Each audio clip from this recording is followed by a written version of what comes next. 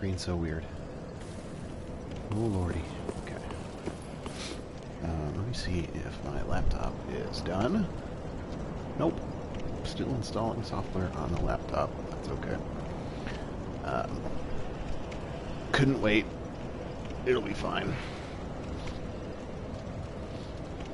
I'll just have to get used to the dinky little screen here. Dinky screen. Alright. I forgot how this area works. This is the dead end. Okay. No, it's not.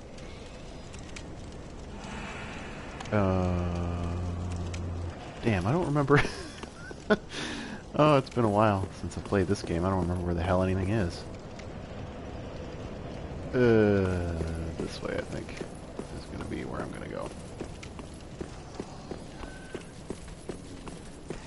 Oh, I didn't kill him. That's okay.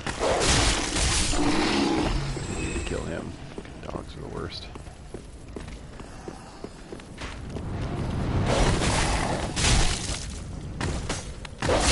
Fury.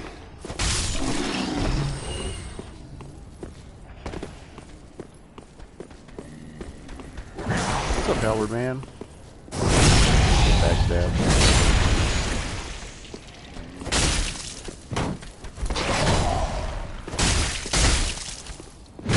Oh, stamina. Stamina management, my worst enemy. Oh, cool. Free thing.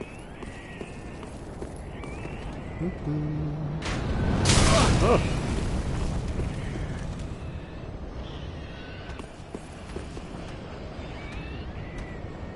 Wish I had a viewer to talk to so I could see what my levels look like.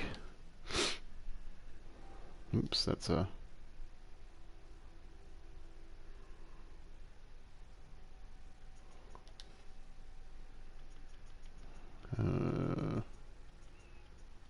devices. Audio devices. Just microphone level. That's fine. Okay. Ooh.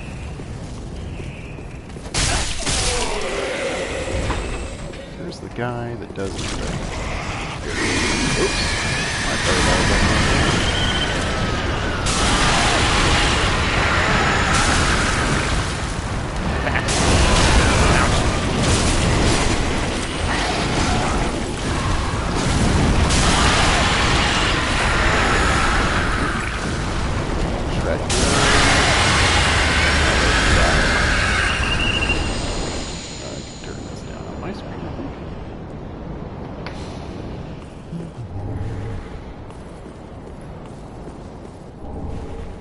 Bungalow.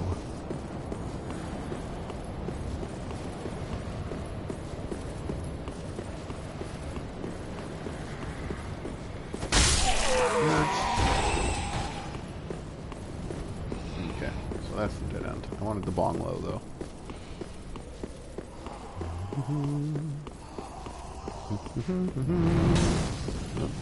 How dare you shoot at me? I will show you what? Come here.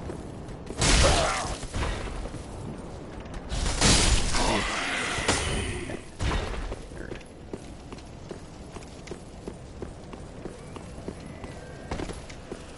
Okay.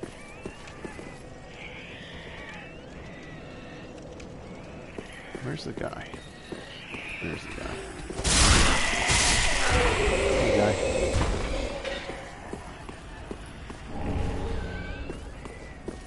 The dessert corpse. Doesn't sound very tasty. Ow. Ow. Ow.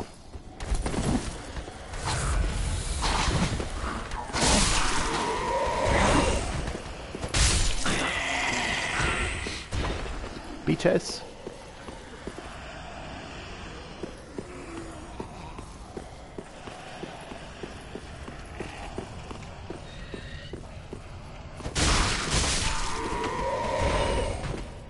Some of them need 3. What's up? Well, I should start blocking. Play passive. Just in case. The shield is decent.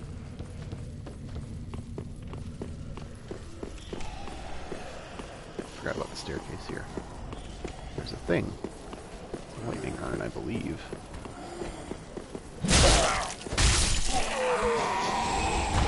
Nice attack, nerd.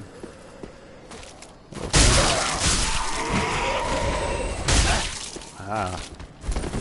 Stamina. My worst enemy. Oh. Ah. Good thing here. Boop.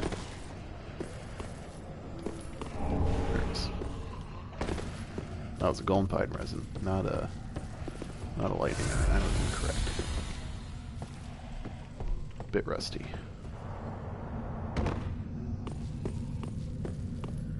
I missed the little lantern from Bloodborne. Put this little lantern on your belt. It's very handy. Dragon? Dragon. Stamina management.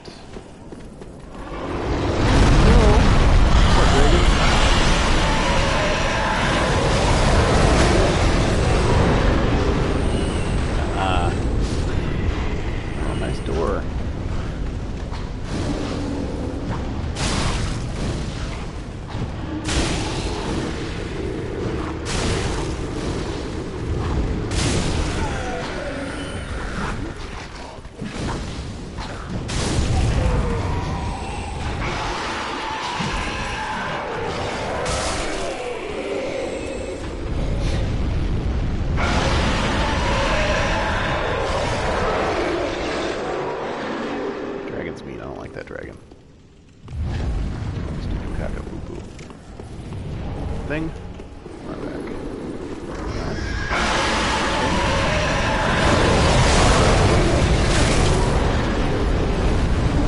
Definitely wait for it to get that claymore.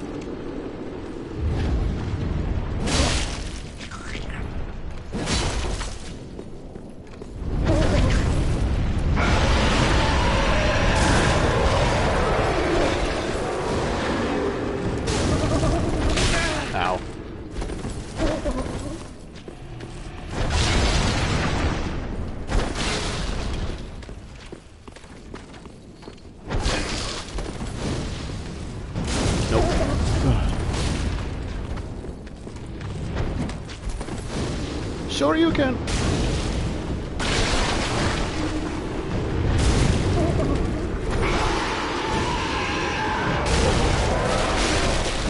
One more. Dead. Give me that good shit. Yes. Much more useful axe. The hand axe is very swift. It's nice for that. It's not straight sword swift. Which is what bugs me about it. Oh. This bit sucks. Oh, good job, skeleton. Oh, what a dick. What a dick.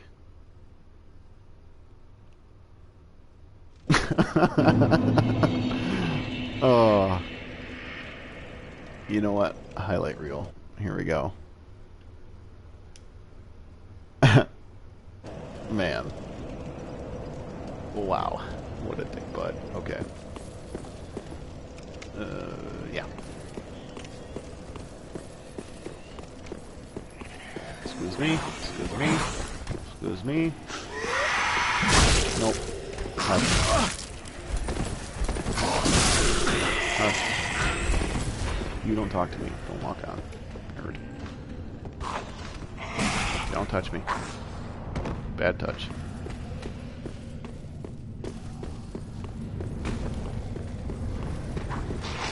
Oh, scheisse. This is gonna suck. Oh god. I regret my choice. I'm good.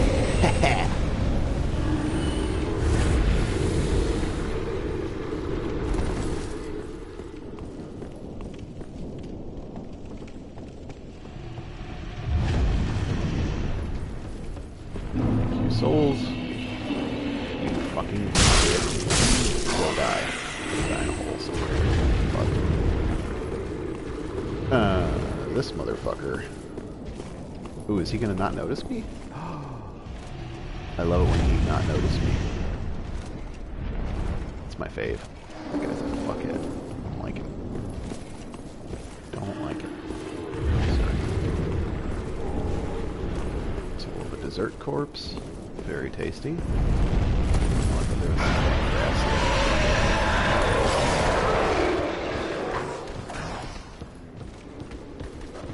Oops. Damn, pro gameplay. Yeah, the thing is just so much more meaty. Oh lordy. Speaking of meat, my butthole is meat right now.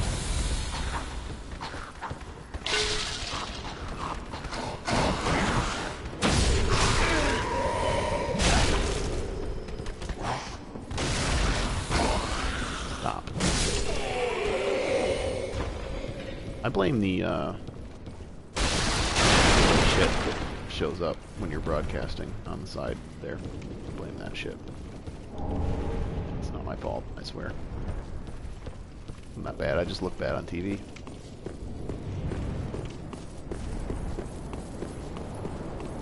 That's a lie, I'm bad. Thingy here. Ooh, Titanite.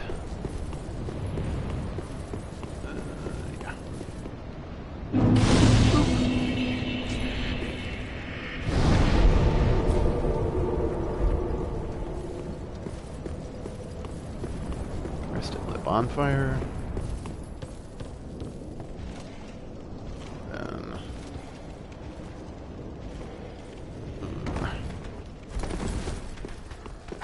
it's this way. Where I need to go. I'm gonna get the key so I can talk to the best NPC ever. Stray Rat. Nice backstab, nerd.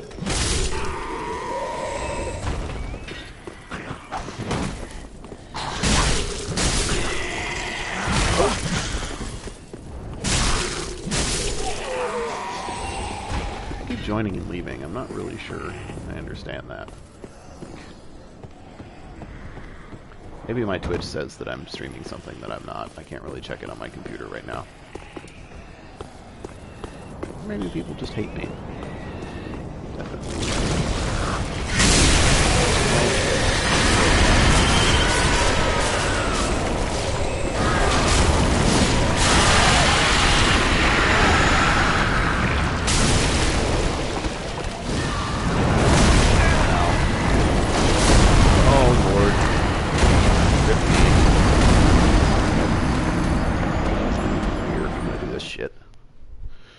Bullshit. And computer is not quite done. Okay. So I can't really check my thingy. Hey, it's not my fault if Sony doesn't show the right infos. Okay.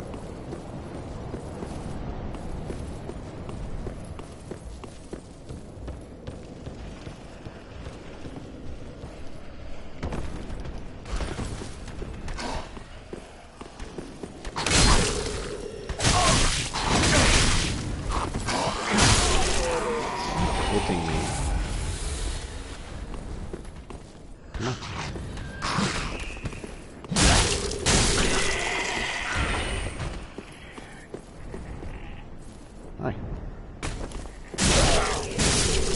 Yep, I saw you coming that time.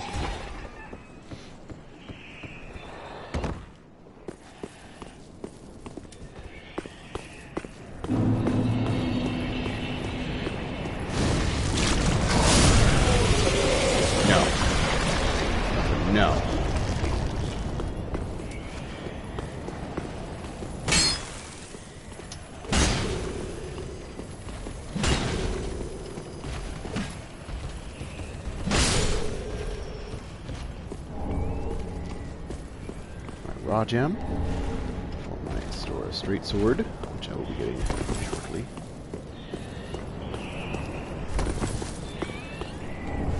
Firebomb. I think that guy just drops an extraneous Titanite shard, so I'm not too worried that I killed him early. I don't recall that he's a thing that you actually fight in speedruns. But I have very little experience in speedruns. Oh, okay.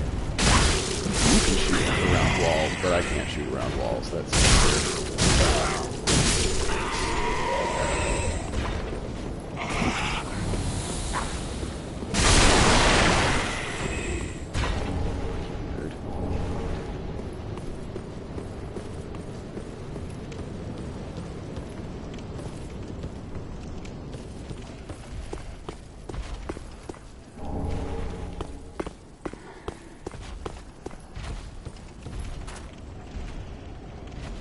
Oh! Damn.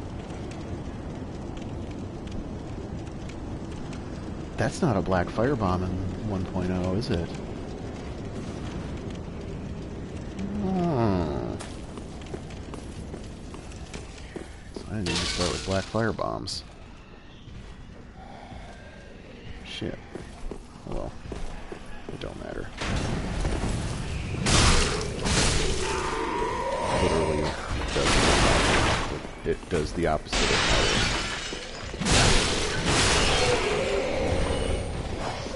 power. Oh, sweat ward.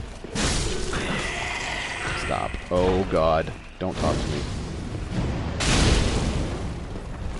Do like I told you and stay away from me.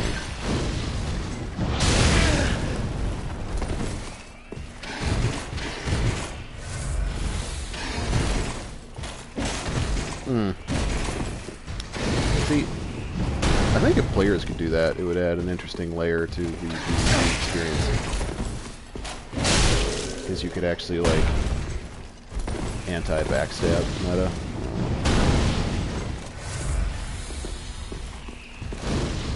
Fine. Another fucking fireball. Dick.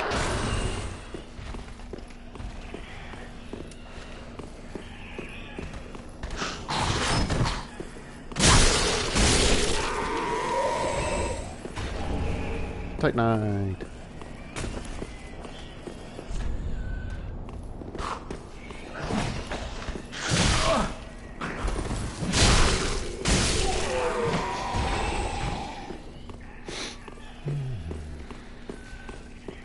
Oh. The dickhead is out of the way, in fact. How do I want to approach this next area? Right, I think. Damn, my right stick is messing up. I'm gonna have to get a new controller soon, I think. I've chucked this one across the room a few too many times. What happens when you play Souls games and are bad at them as much as I am and do. Do and am? Yeah. I think the shield is in this room too, if I'm not mistaken. I could be wrong. I'm not sure. I don't want to bank on that.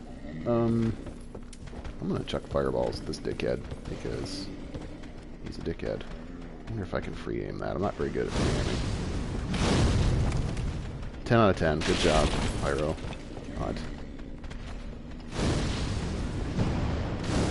Ooh, close.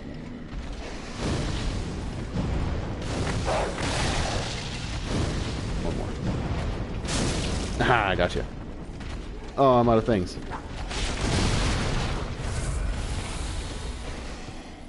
Nice drop, nerd. Don't you do that. Oh god, I regret my choice. I immediately regret this decision. Oh, fuck. Don't talk to me. Okay, one at a time. I can do this. Oh god, they're not doing it one at a time. Dogs. Dogs are the worst.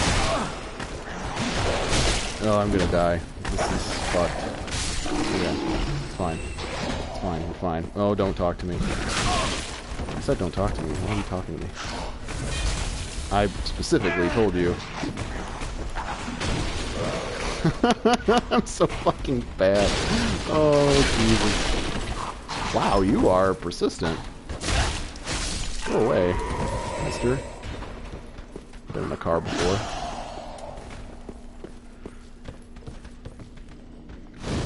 Okay. You. Boop. Oh, God. Damn it. Be more mindful of your surroundings. Oh, no. Oh, sweet Jesus. Don't. Oh, wow. Wowee. Okay. I can't do that again.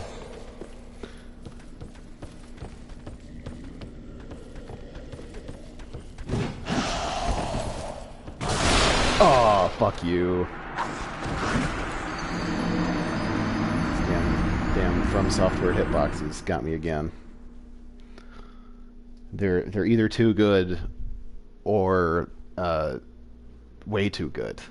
I'm not sure how to interpret the fucking hitboxes and how they, you know, whatever words. But I got the sword, yay! Now I can go back in that fucking shit room. God.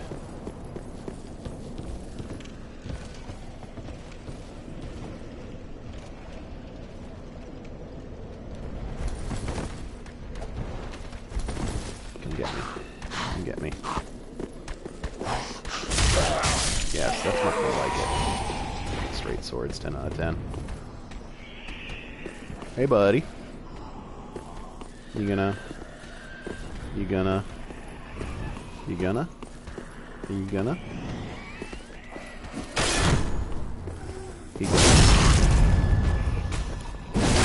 Hi. Bye. Ooh, thing. I love fire bombs. Should I kill this fucking aberration correctly? I think I will. I don't remember if he drops a shard or not. Oh, he didn't transform that time. Fuck him.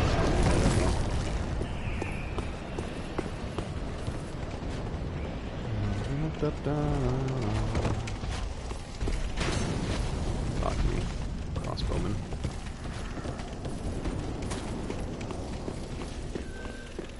This is gonna go poorly. Yup, called it. Oh, don't talk to me. Why did I go this way? This is not the way I should have gone. This is what got me in trouble the first time. Hello, Adam. I'm doing quite well. How are you? Oh God, he turned around. What a...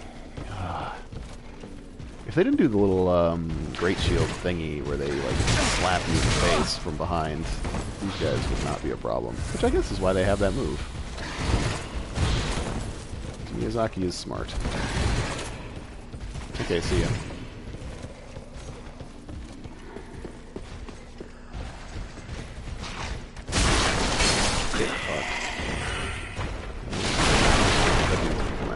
Broadsword is good. If I were strength.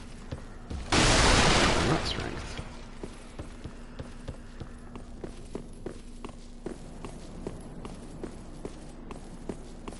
Thank you. I'm glad you enjoyed the Bloodborne content.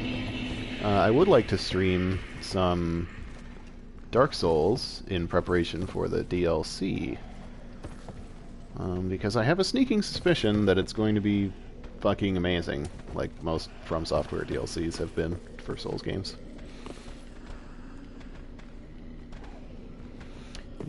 The DLC for Bloodborne was probably one of the better DLCs I've played for any game ever. It was kind of short, but it was quality, so I can see why, you know, they cut it down to one DLC, one good DLC. I'm happy they did that. Playing that as 2 DLC might have disappointed me. Interesting how your perception of something can change just based on the circumstances around it instead of it by itself. See, when these guys are one at a time, they're not too bad. Oh, Mr. Fireball guy. What's up?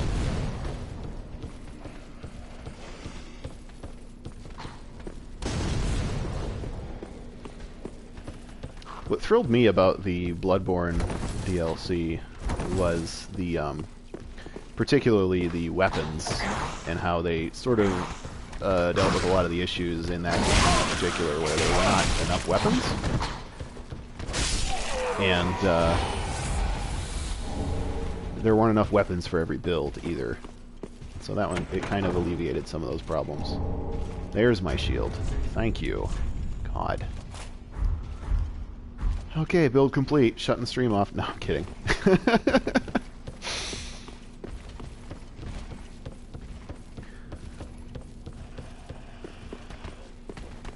Moonlight Greatsword was fucking fantastic. It was so great, in fact, it's in this game.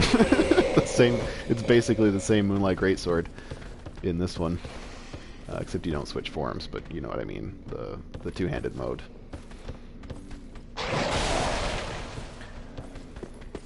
I actually, I was playing Bloodborne a little bit, and I decided that flat arcane was good. Gems were good enough for those weapons, for my greatsword and wheel. So I actually put them on my Bloodtinge character, and it's not terrible. Obviously, I could get more out of it by being an actual arcane build, but it was kind of funny to start with Chitage or Bloodletter and then just switch the deal, and people be like, "What the fuck?"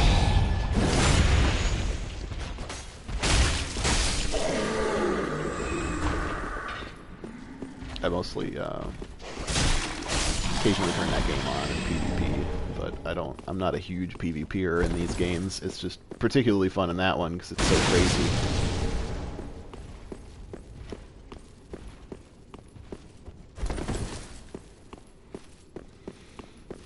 This damn controller. This thing is tough to handle. It keeps, I don't know if you can see it. See, I'm not touching the stick, and it'll just pan to the left like that. Oh yeah, I mean, that was... It seemed to be more or less largely unchanged from the two-handed thrusting attack of Claymore in Dark Souls. I don't know if you remember that one. But it was also too good. Well, they didn't have the charged one, so it was basically that R2, but with more damage. Because you could charge it up. Oh... Holy Moonlight Sword is a beauty of a weapon. And that was, you know, like I said, the Bloodborne DLC was so great in my mind, was the new weapons. Ah, well, you did start with a good first From Software game. Although, Bloodborne is quite different than the other ones. I still like it. I know a lot of people have problems with it, but the aesthetic, the same but different feel to it, where it was faster.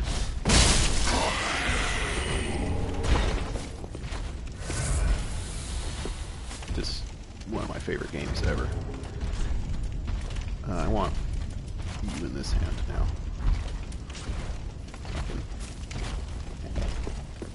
I'm not going to talk to him.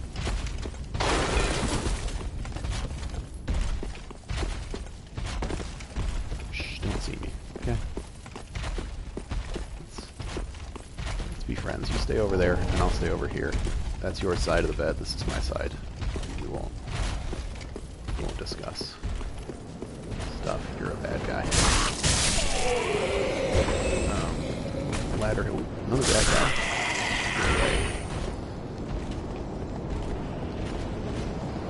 You don't tell anybody. I also prefer Bloodborne. I mean, I guess you can tell people if you want to. It doesn't really matter. But, oh god. The thing that upsets me, the most about Dark Souls 3 doesn't have anything to do with the games in relation to one another. It just has to do with aesthetic. Bloodborne being this like gothic horror setting really appeals to me when there is just a sea of medieval games. You know what I mean? Although to be fair, this is way better than Skyrim.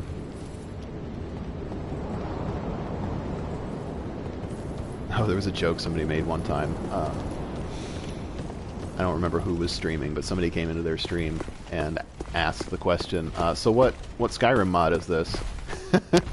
And the streamer's answer was, oh, this is the Make the Skyrim a Good Game mod.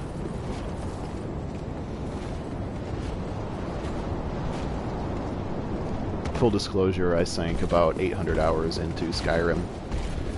So when I say it's not a good game, it's not because I don't like it.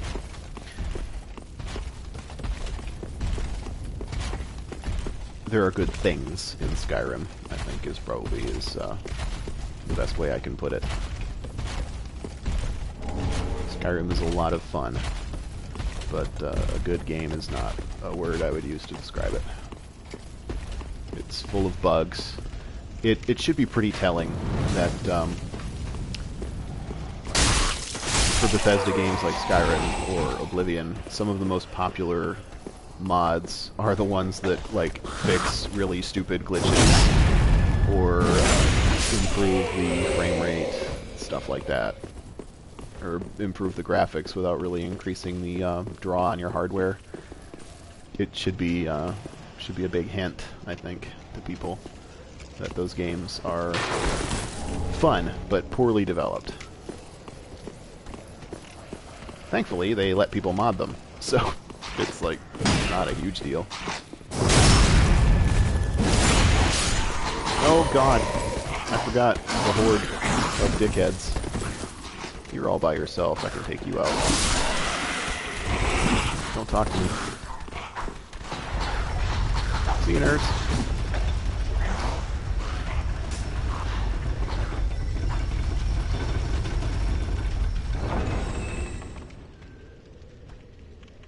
Well, so you kind of hit the nail on the head there. In Bloodborne, there were only a handful of weapons, and it was worse before the DLC. But after the DLC, you know, there were still only so many weapons. And people see the number of weapons in Dark Souls, or Dark Souls 3. Even Dark Souls itself had more weapons than Bloodborne, and it had the least, as far as I know. But the thing is that most of them suck, or they're just palette swaps of another weapon that has slightly different stat requirements, or somewhat different scaling, right? And so, look at straight swords. There's very little variance in the straight swords with regards to how they feel. Some of them have a little bit different moves, and that's great. But in Bloodborne, every single weapon is more or less what would constitute a weapon type in Dark Souls, or Dark Souls 2, or Dark Souls 3. And so if you look at it like that, it makes a lot more sense. So instead of saying, oh, I'm going to play with straight swords, plural, you say, I'm going to use saw cleaver, right? It's basically the straight sword equivalent. The closest thing they had to the way Dark Souls does it is the fact that saw cleaver and saw spear are so similar. Haha, nerd, I'm by the fire. But, yeah, it made it feel more like the weapons in Bloodborne were meticulously crafted to serve a certain purpose, whereas in Dark Souls there are archetypes, but you could get a junk weapon or you could get a good one, and some of them are like, they feel mass-produced and all this. So it's a different feel. I can see the pros and cons to each, though, because in this one, sometimes the weapons have different scaling, and so you could have a, you know, you could have a strength thrusting sword or a dex thrusting sword, like Estoc versus Rapier, right? Whereas in Bloodborne, you could changed the scaling with gems, but they didn't make those gems good enough, and so ultimately your weapon also determined your build. And in this one, you could have a weapon type of a different build because there's enough different ones. But they also feel very samey, and so like, it's a double-edged sword, I guess, was my point. The sense of variety in Dark Souls 3 is more or less an illusion, because there are only so many weapon types, and there's only subtle variance in between each weapon type. And so there are fewer experiences that you can have with a given weapon type. I don't really know how else to describe it than it would seem just by looking at the number of weapons, you know, because each weapon, they're not all completely unique. So I don't find the variety argument to be particularly meaningful in the way that I think most people try to apply it. I think that it's really, really good that Bloodborne managed to make each weapon, apart from, say, Clockweaver and Clockspear, feel completely different than all the other ones. And even those two had their unique attributes. It's just they were the ones that were the most the same. And Kirkhammer and Ludwig's Holy Blade were pretty similar, but they were also different enough that I think, in their two-handed modes at least, that, and they were for different builds as well.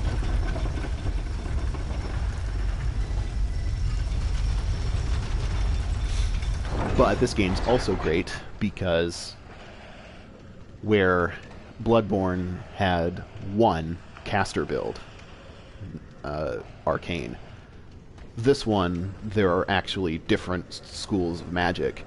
And so if you like casters, this game is great because you can actually be different kinds of casters. I just think that they need to make it so that the other ones are actually as good as Pyro, because fucking right now Pyro is more or less the only reasonably good caster, unless you have a boss that doesn't look at you. So, like, you can use sorcery in that case, but faith is not really for damage. It doesn't seem like. But it's good that they feel different, and they're not just like chuck a spell of this shape or chuck a spell of that shape. But it is very cool to have more magic options.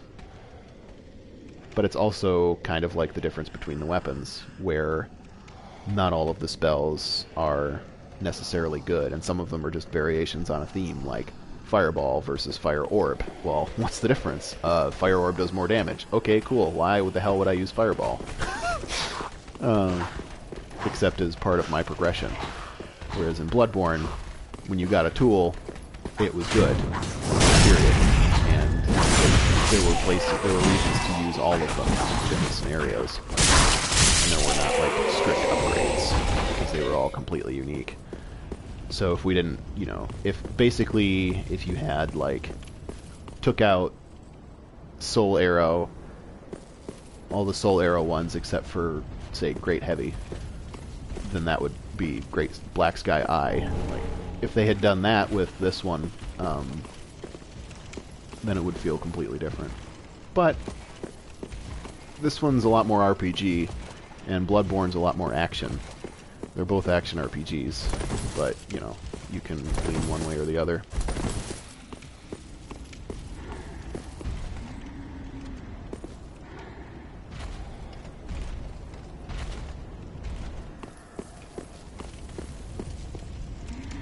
Sorcery does take quite some time to feel as strong as Pyro can feel very early. Because of the way the spells are laid out. So you just have shitty spells until you get like halfway through the game and get the good ones. Whereas Pyro, you can get all of your good spells before fighting Walner.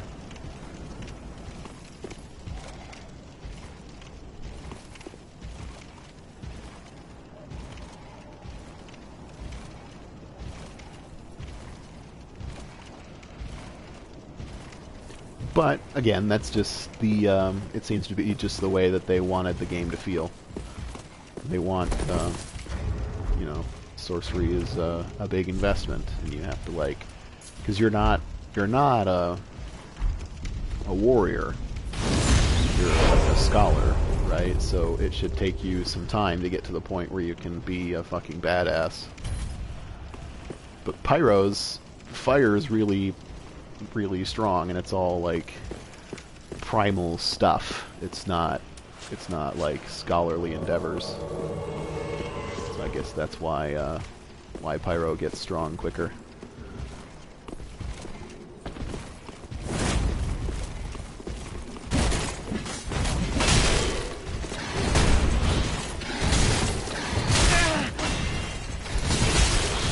Oh god. I wanted you to fight Lion Man. The other one I can beat. You're the dickhead that I can't fuck around with.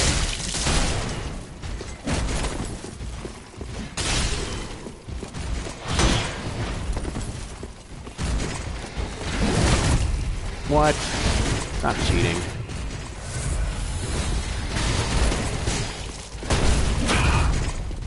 Backstabs, how?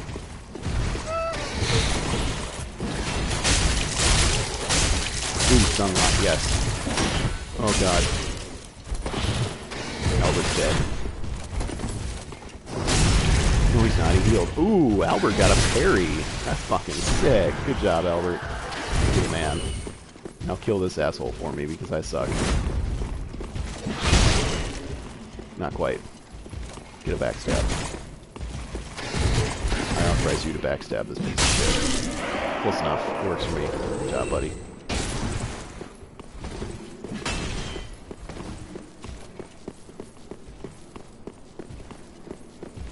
We got one more shithead, and then the blue shithead. Ah. Eat him. Yeah. Yeah. No. Wrong. Albert, you're not using greatsword, buddy, okay?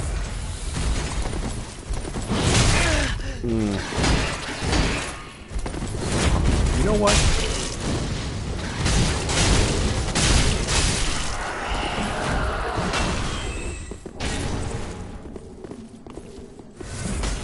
I never said I was good at this game. I said I enjoyed this game. Oh.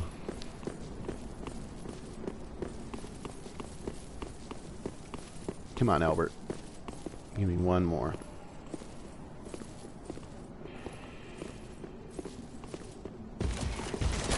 Oh, fuck yeah. Do it, buddy. I believe in you. Come on. Give me potato salad. Thank you for the potato salad. My best friend. Oh, Jesus. Oh, man. This is how this should go.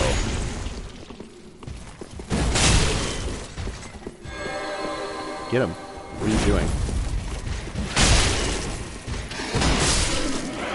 Thank you.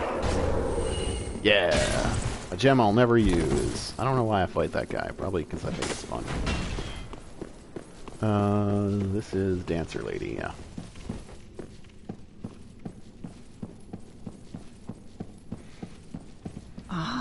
I am allowing you will not they have to the head for. Give me a thing. This Thank you. and Give me another thing. Thank you. Do you have more things? No, you're good. Okay, see ya. What you doing, Albert? Let me see. What do I think? Do I want to try this dick with no heals? I want to try this dick with no heals. It's not that bad. It's just oh. So, dude.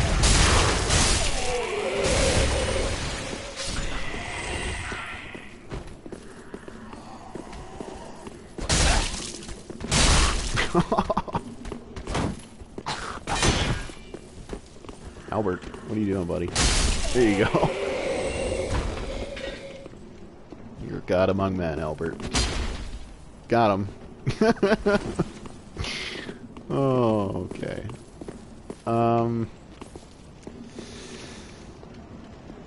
Yeah, fuck it. Summon a player. It's fine. It's fine, it's fine. This is, good casual fun here. I am gonna send Albert home. Goodbye, Albert, I love you. But you're a liability, you don't do enough damage against this piece of shit. I never summon 2 helpers. Yes, I can point too. I hope you don't mind, I'm gonna not talk to this guy. I'm just gonna chuck fireballs. Oh. I've beat him melee before. Great Axe is a fucking monster.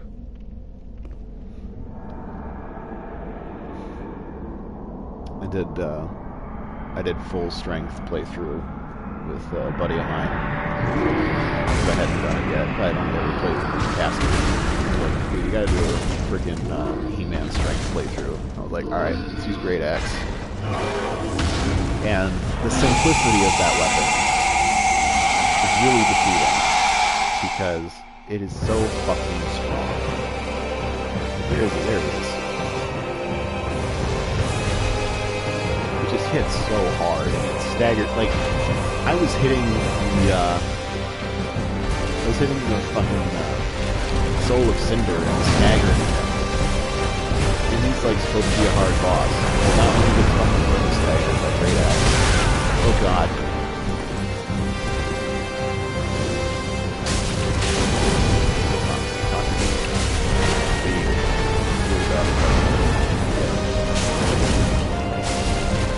No.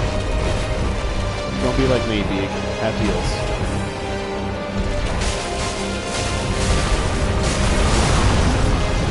Oh, Beak is like me. He doesn't have heals. Oh, he does have heals. Good job, buddy. I'm going for fireballs and stuff, right? Okay, he's after me.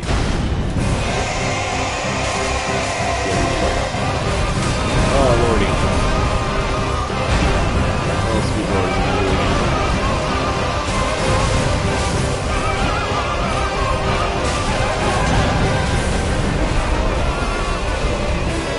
Oh. Oh,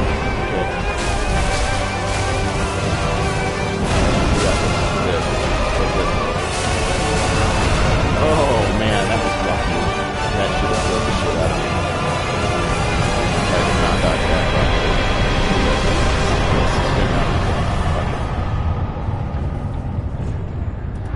Yep, I'll do Joy as well. Best Beak. Thank you very much. Spin around. Spin around. Oh, that's the best.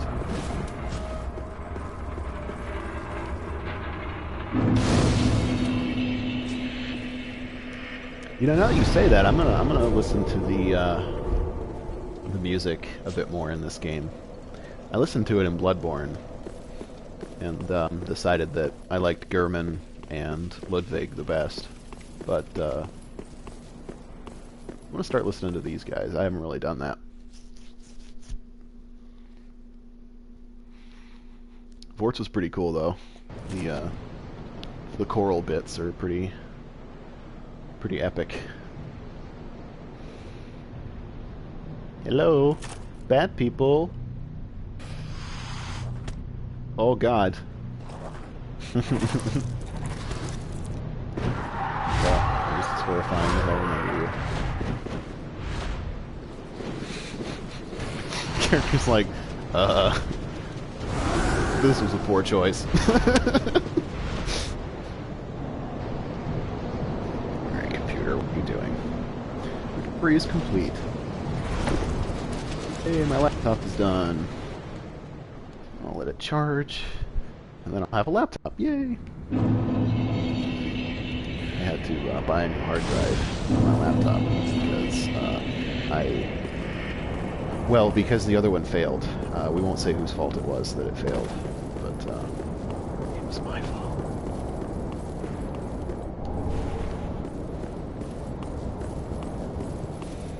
So it took me a while to have a couple of spare dollars to buy a hard drive.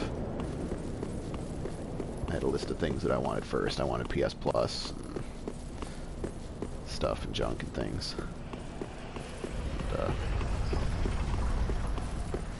And, we'll go back and it's fine. I like to kill the doggies.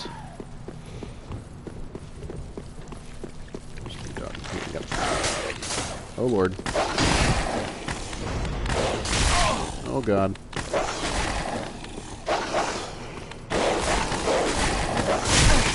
If you ever take like a 3-month break from Dark Souls,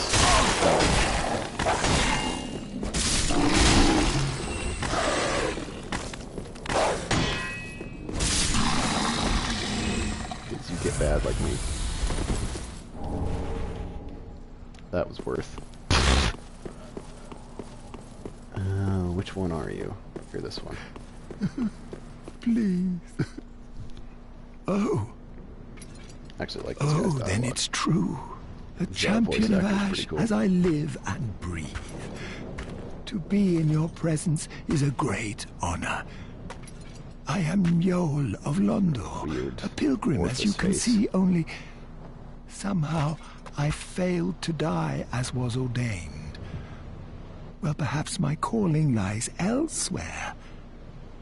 Say, champion of Ash, how does the idea of taking me into your service strike you? Is that a euphemism? I was once a sorcerer. Surely I can be of use. Yeah, I wouldn't call what I have with I am with honored. Dark truly. Souls skill. I should be. Yeah, that's not the word I would use to describe what I have. I get lucky sometimes, and the bosses die. I don't always summon help, but when I do, they do other ways. If the boss looks at me and I can't just chuck fireballs at its butt, my entire strategy breaks down.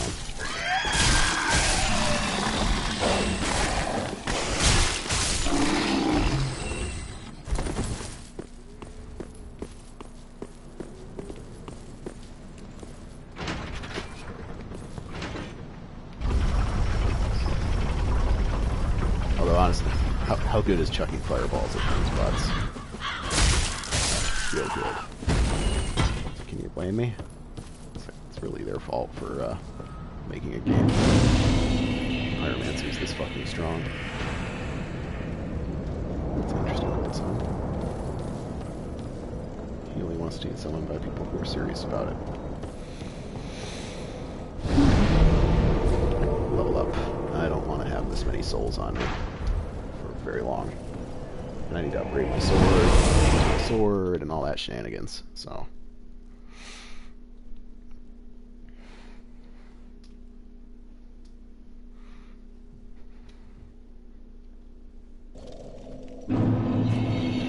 How are my levels, Adam? Am I easily audible, or do you have to struggle, or am I too loud?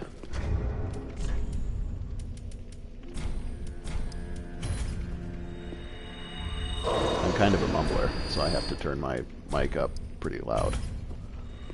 And I'm always afraid I turned it up too loud.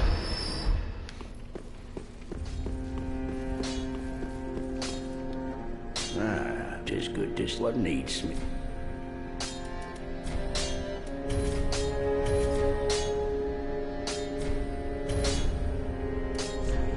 Yeah, that'll do. 4 and 1. Pretty be careful. Oop, I don't want to see.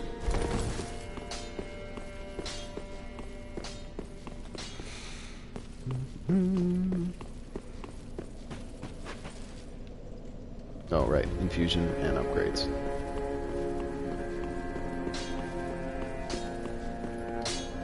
Ah, 'tis love neat.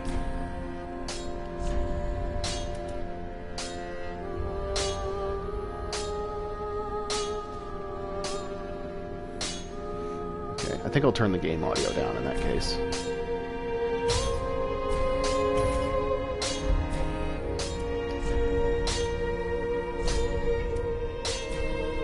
Boom. Like Like a little raw ass to get you through the day.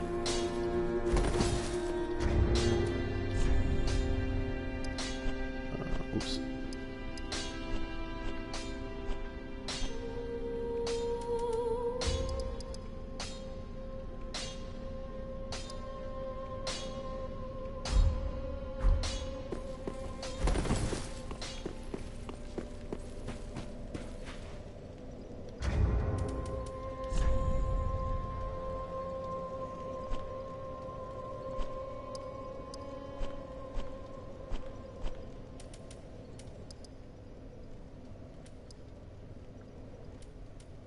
Yeah, that'll do. Welcome home, speak. When I get Very my well. Then get my tuck laptop in. all set up, I'll be able to check those levels and stuff myself.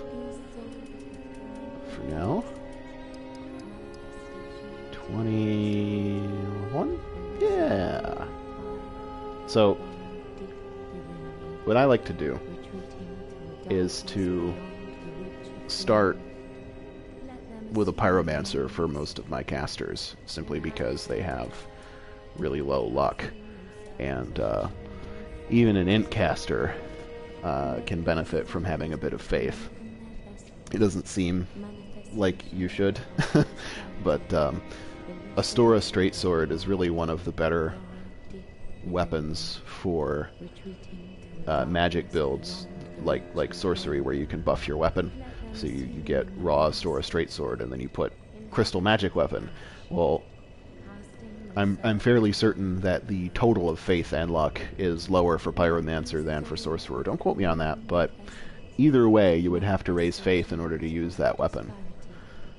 And yeah, I don't know. I just like it. And I think that putting a point into faith so that you can use Tears of Denial is a really funny option. Have a sorcerer with Tears of Denial.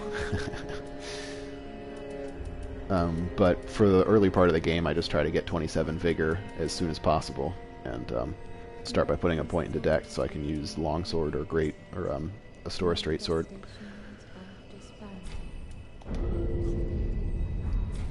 Farewell, Ashen Maid of... Let me see. Yeah, okay. So I've got a couple of bones. Got some stuff and junk and things. Cool. We're good to go for the next little leg here. Did I get a... No, I didn't. Okay, so there's a shard here. Some Titanite. Oh, I didn't get Grey Rat. I gotta go back for Grey Rat.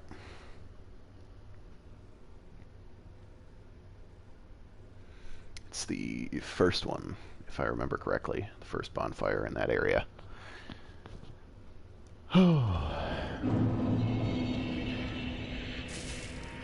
I'm really bad at making that jump, so I mostly just wait and then buy the key.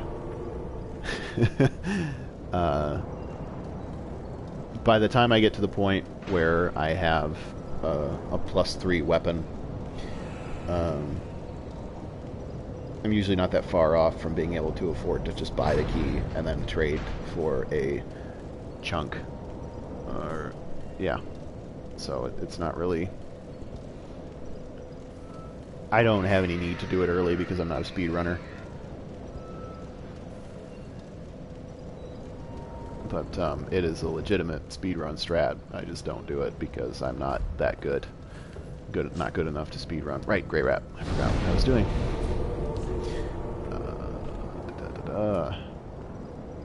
It's the first one?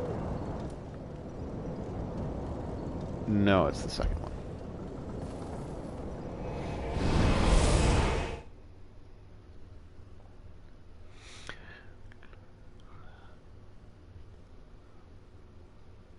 I think I saw a conversation once where people were trying to suggest that the tree jump was an intended feature, and I found that to be pretty silly of an idea. They would intentionally, meticulously make one of the hardest jumps possible, but really difficult. I don't know, it just seems so uncharacteristic of From Software, where they're more likely to patch out speedrun strats than to purposely implement some.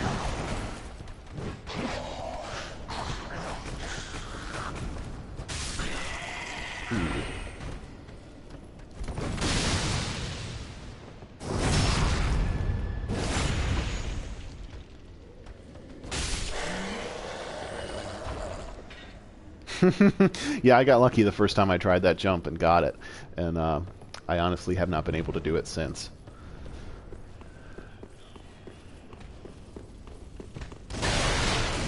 Oop, nice running attack.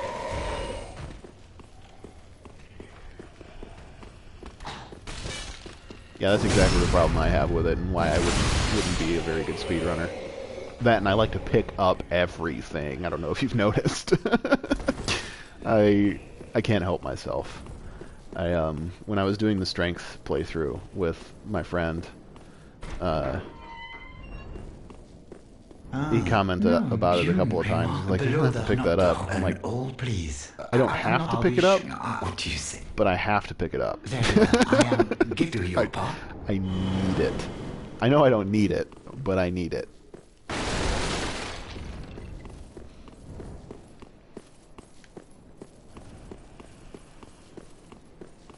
Because I'm not a speedrunner, but I play a lot of RPGs, so I like to pick everything up because you never fucking know. Even though once you know what you don't need to pick up, but I still want it. I want to have it. I can't not have it. Something about having picked up everything in an area just satisfies me, and I don't really know why.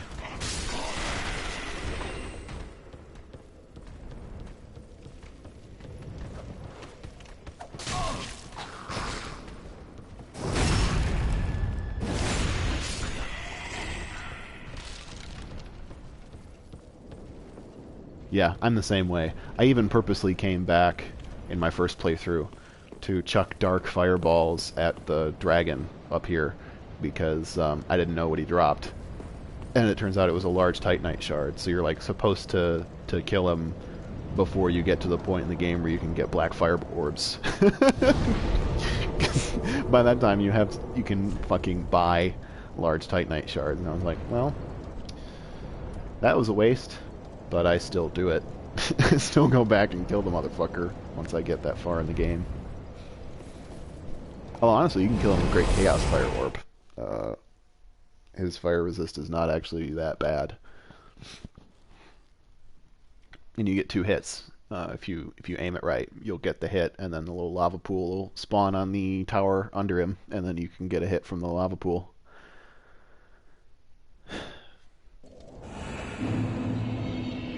Ooh, purple guy. Oh man, I remember my first purple summon. That was an adventure. What a cool covenant. It's cool, so is shitty on them, for them, because when they do their little white sign, right, anybody who has seen one of those before and touched it knows what it is. Summon you.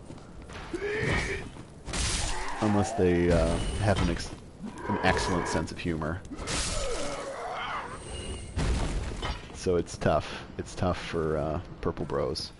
Purpels, I think, is the technical term. But fun way to PvP, because you can drop your red sign. It's pretty damn obvious. It functions more or less like a normal red sign, except you get a certain number of kills and then you get to go home. I actually like it. I prefer that. Oh, in Crucifixion Woods, he's a dick. Here, he's not too bad.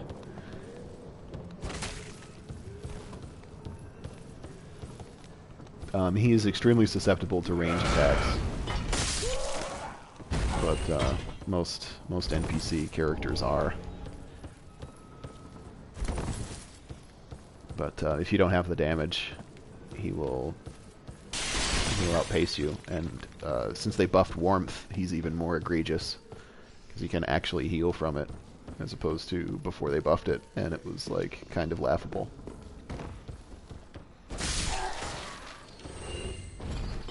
It's actually pretty damn good now, which is nice.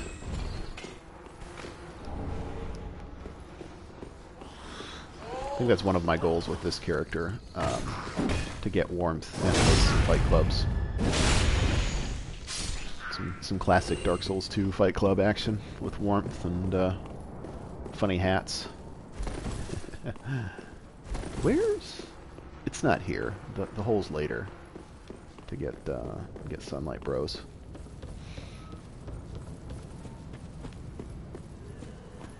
This ooh. This is one of my favorite things. Will I make it? I'm not very good at free aiming.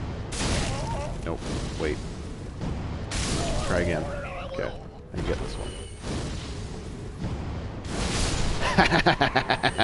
Nerds. Oh. Let's try this one. Can I make that? It always goes a little bit to the right.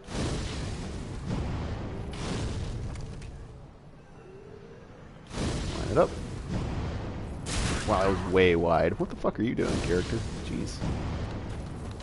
Oh my god, you're bad.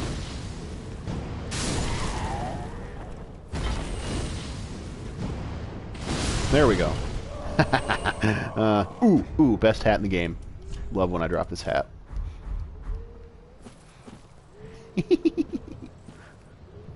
Da, da, da, da. Now I'm a true wizard.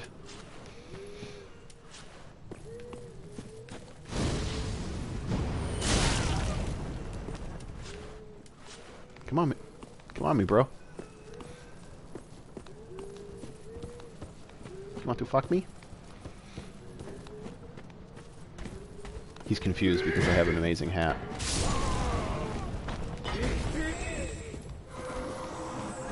Don't you chuck that shit at me. You bitch. Oh god. How is that still seeking? Now, if the player version of that spell was that tenacious, that spell would be so good. I'm glad it's not, but I'm sad it's not. You know what I mean? Especially after they buffed Black Serpent to be roughly that tenacious, if not as long-lasting.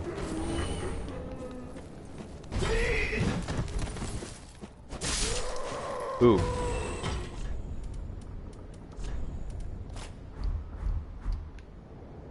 I feel pretty now. Cool. Feel pretty, so pretty. Hi, friend.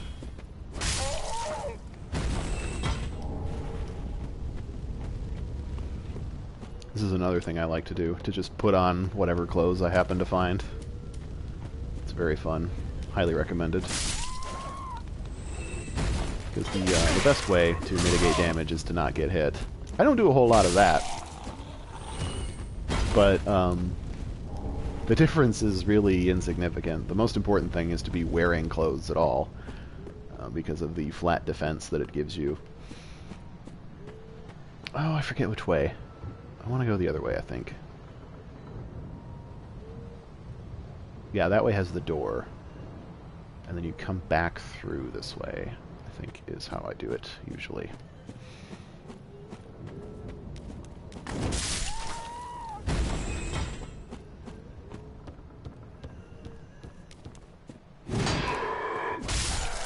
God, this shield is so good.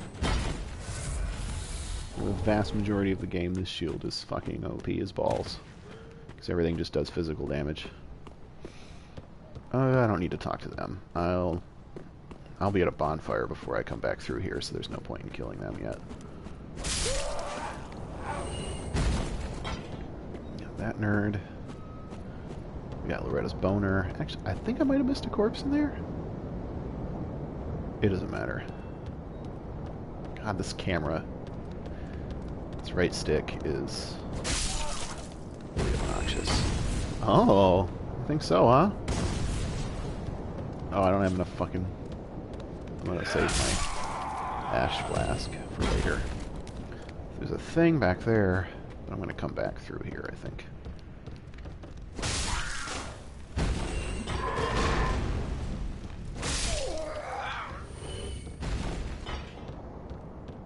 Yeah, I wish Stoneplate Ring wasn't as far in the game as it is.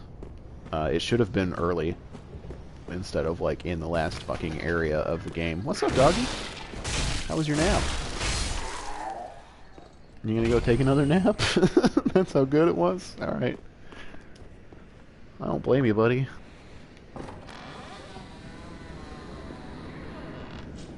Yeah. Okay. So that door's open. There's that bonfire. Need to light that bonfire, and then I'm going to come back through here. Because that way is the Mound Maker's Covenant. And I want that, but I also want this bonfire first. Oh, no recce, no recce, no recce, no recce. That can go one of two ways. It usually goes the way that I don't want it to go right now. Fire Clutch Ring. So the thing about Stoneplate Ring is that all of those defensive rings, and indeed offensive rings that affect like Fire Clutch, do like a third as much in PvP, which I understand from a certain standpoint because in Dark Souls 2, rings were fucking overpowered, and you could get enough defense to completely ignore most magical damage types. But the way it is in this game makes it so there's really no point to wear defensive rings in PvP, which really stifles your options, I think. Because the only rings worth wearing are like FAP, and then if you have any, you know, like, I don't know, a couple of utility rings, but for the most part, a lot of them are useless. Titanite Shard. The whole point of Fire Clutch Ring existing is that you get damage, but you lose defense. Well, turns out you get a lot less damage in PvP, but it takes away more defense in PvP. What? No. That ain't right. It's rude as fuck, but that's a choice they made. I feel like it was a knee-jerk reaction to the way things were in Dark Souls 2, but just my opinion. Ooh, so close. Yeah. Oop, I'm gonna have to talk to you in a second.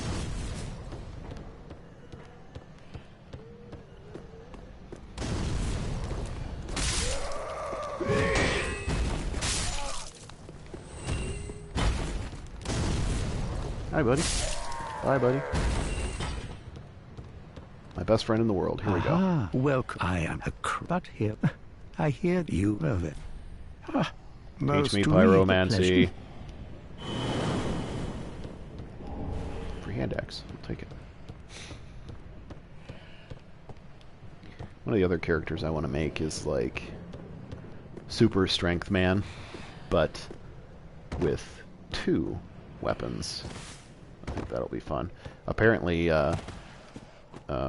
Yorm's Great Axe with an offhand, like, broadsword is rapidly gaining popularity in the PvP community as being way too fucking strong.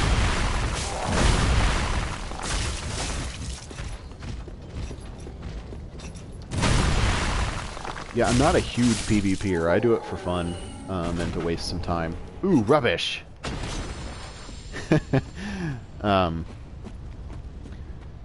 But I like to know about it so that I can, in case I want to get good, which probably won't ever happen, but in case I want to, I will know things. Mostly I just like to know shit about stuff. Don't talk to me. Don't talk to me. I'm just one of your evangelist friends. Leave me alone. You... Fuck off.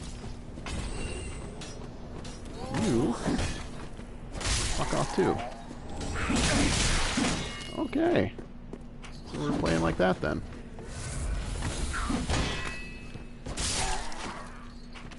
Cool beans.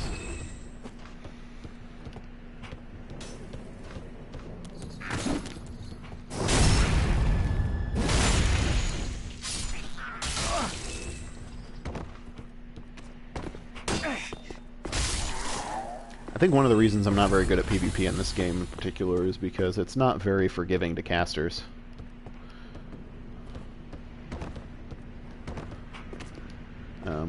Caster PvP in this game is an uphill struggle, whereas like quality build just wins. You can use whatever the hell weapon you want.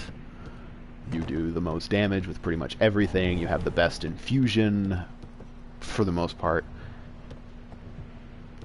It's just, yeah. And then, to top it off, casters with the level meta don't have enough points to equip any of the cool weapons that they could use with infusions, of which there are very few.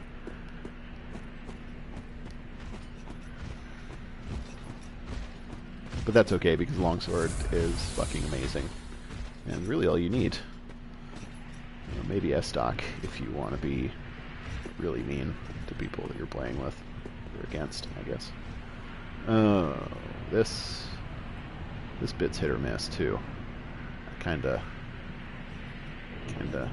wiggle. Wiggle, wiggle, wiggle, wiggle. Yeah. Wiggle. Wiggle. Wiggle. Yeah? That way, though. Little more. Little more bounce around me. There we go. Get it. Yeah! Okay. Oh, I hate it when that thing falls down. I like to sit at bonfires a lot, so that particular ring is a shit for me to get sometimes.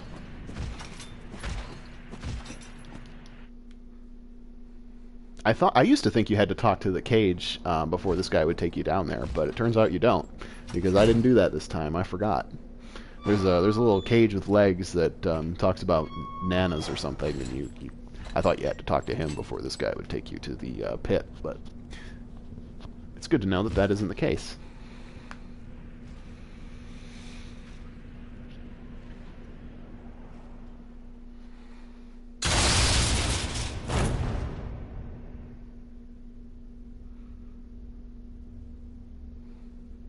Such a pretty dress.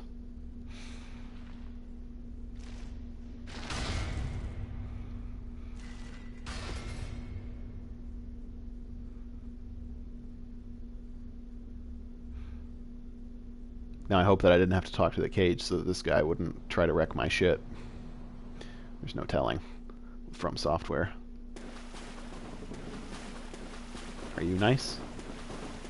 Can't walk on, you must be nice. Be nice. Cool, cool, cool. Well, what's up? This pit is for hollows, or perhaps... Yeah, sure, I'm a hollow. Yes. Then it's important to... But we'll all be mad soon enough. Beware, you might... Yay! Come here, you'll see. It's my favorite covenant. You'll go. Take my... This pit is for hollows. You've... This pit is... You've... I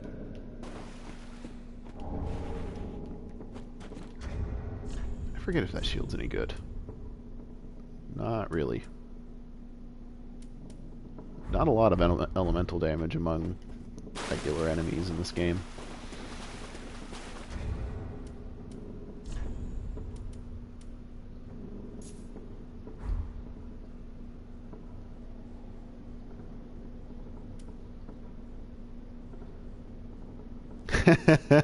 I like your take on DS3 versus Bloodborne. Killer Clown Sui? I don't know if it's cutting your name off, but I can't read the rest of your name if that's the case. DS3 is a good game, and Bloodborne is an awesome game. I agree with that, but I'm a Bloodborne fanboy, so, you know, everybody else should take that with a grain of salt. Shrine Bonfire. I think I picked up some shards.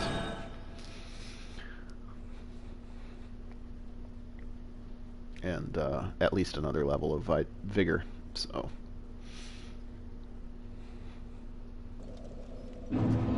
I like them both, but of the two, Bloodborne's definitely my favorite in a lot of respects. Thematically, the combat is really slick, and the only part that it falls flat, in my opinion, is the summoning mechanic and the way that PvP works. As somebody who's not a huge PvPer, I can still see that it's kind of cumbersome in that game with the way the Bell Maidens work. It is very good for people who don't want a PvP. It's not good for people who do want a PvP. Be careful. I don't think that the chalice system was developed as well as it could be, or the blood gems, but they were cool. I liked the ideas in that game, even if I don't agree with all of the way that they were all developed.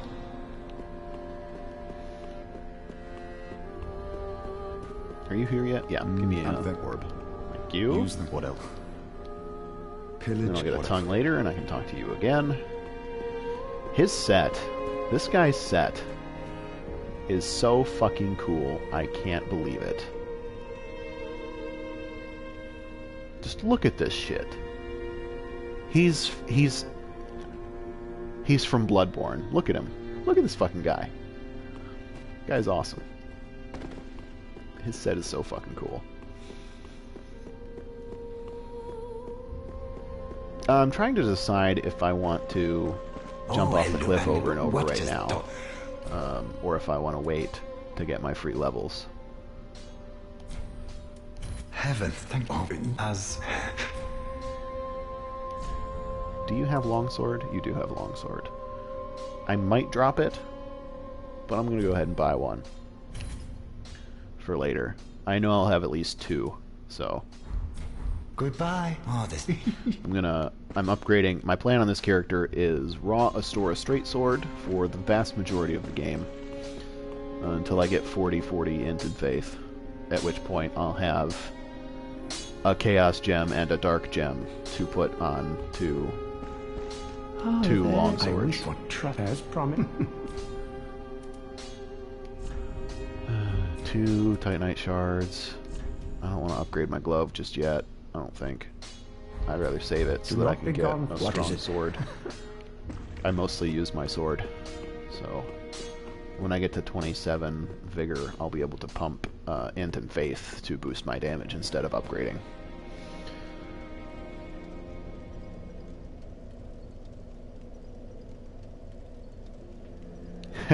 Yeah, we were actually having that discussion a little bit earlier, Adam and I, about how there's a, quote, lack of diversity in Bloodborne, but there are about as many viable weapons in Dark Souls 3 as there were in Bloodborne, except there are also a ton of garbage weapons, or variations on a theme that just have different stats associated with them, right?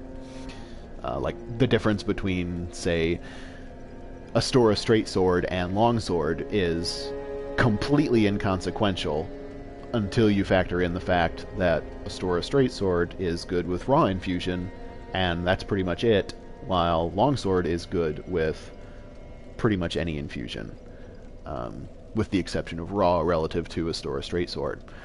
But they're otherwise functionally completely identical. They just have different stat requirements and different sort of like infusion affinities. And, you know, there was in Bloodborne, each weapon was more or less a weapon type. And that's pretty much all.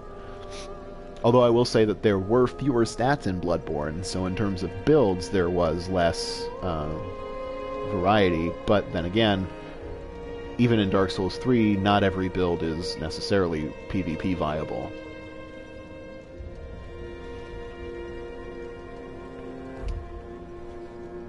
And that's okay, because not everything is about PvP. A lot of people think about these games only in the context of PvP, And I'm guilty of doing that way too much, considering I don't do much of PvP, or I'm not very good at it. But that is where a lot of the replay value is in this game, if you're not like a speedrunner, where you don't do like fun runs even. Like I'm gonna get this Pyro where I like it, and then I'm gonna try to start doing some fun runs, and just try to get away from my tendency to pick up fucking everything, which is currently the way I do everything. Thank you. I'm guessing you're another fan from Bloodborne, considering you clearly prefer it to Dark Souls. I have a lot of those. In fact, most of my subscribers are from the Arcanist series.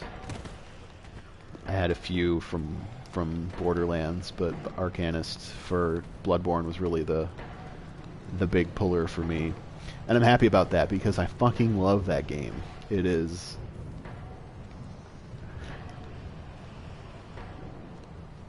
It may be in my top 5 favorite games of all time.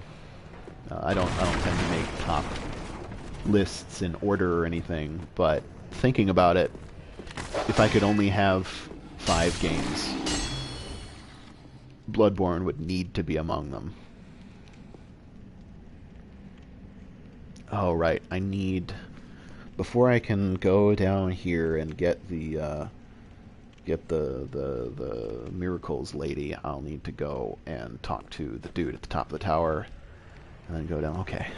This area is very windy if you tried to get everything in one pass, like I like to do. I'm not a speedrunner, but I do like to not walk over the same ground too much.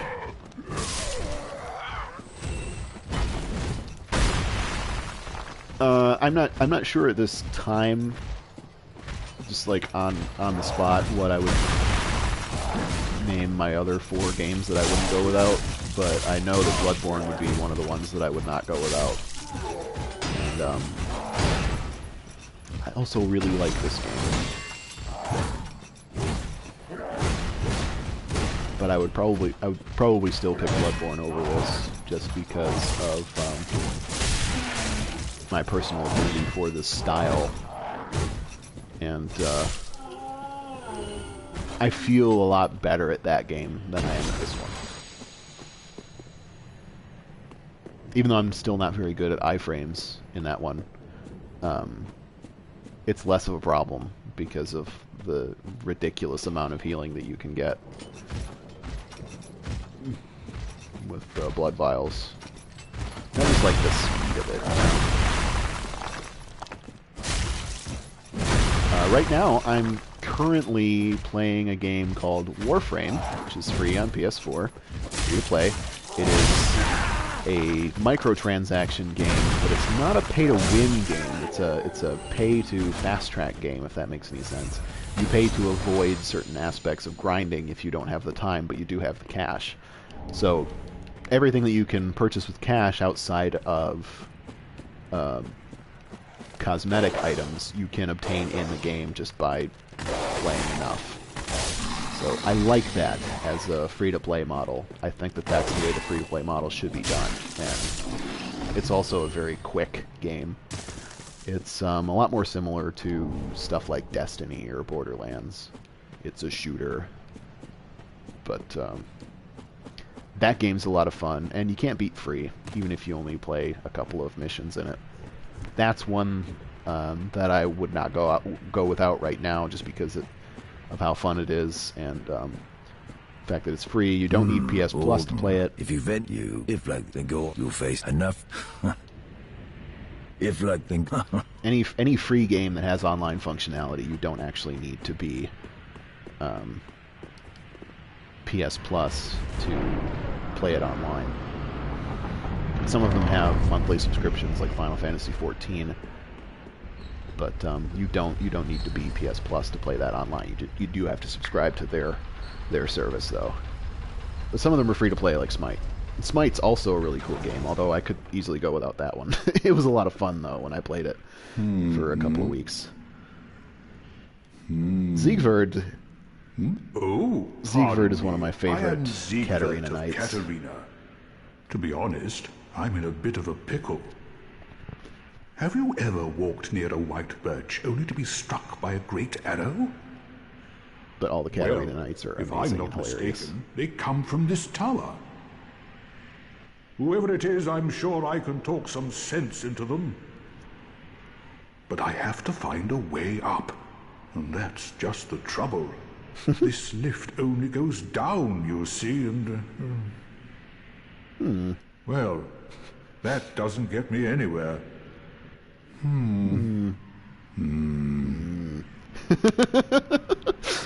This lift with a little... I've got to... You gonna climb up it, buddy? There's a bonfire down here. Yeah. Should I get the bonfire first? I think I will. Oops. I didn't go down. I should have gone down. Oh, we get to wait on the elevator then. Don't mind me, Siegfried. I'm just being bad. Real quick.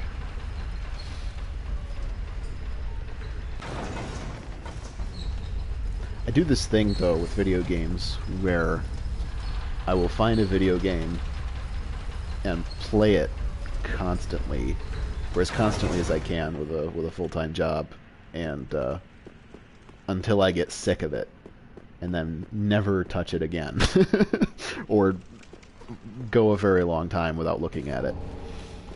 And so, some of my all-time favorite games I have also spent so much time in, I don't really want to play them again. Games like this, however, are really... There's enough things to do that you can try something new or something ridiculous.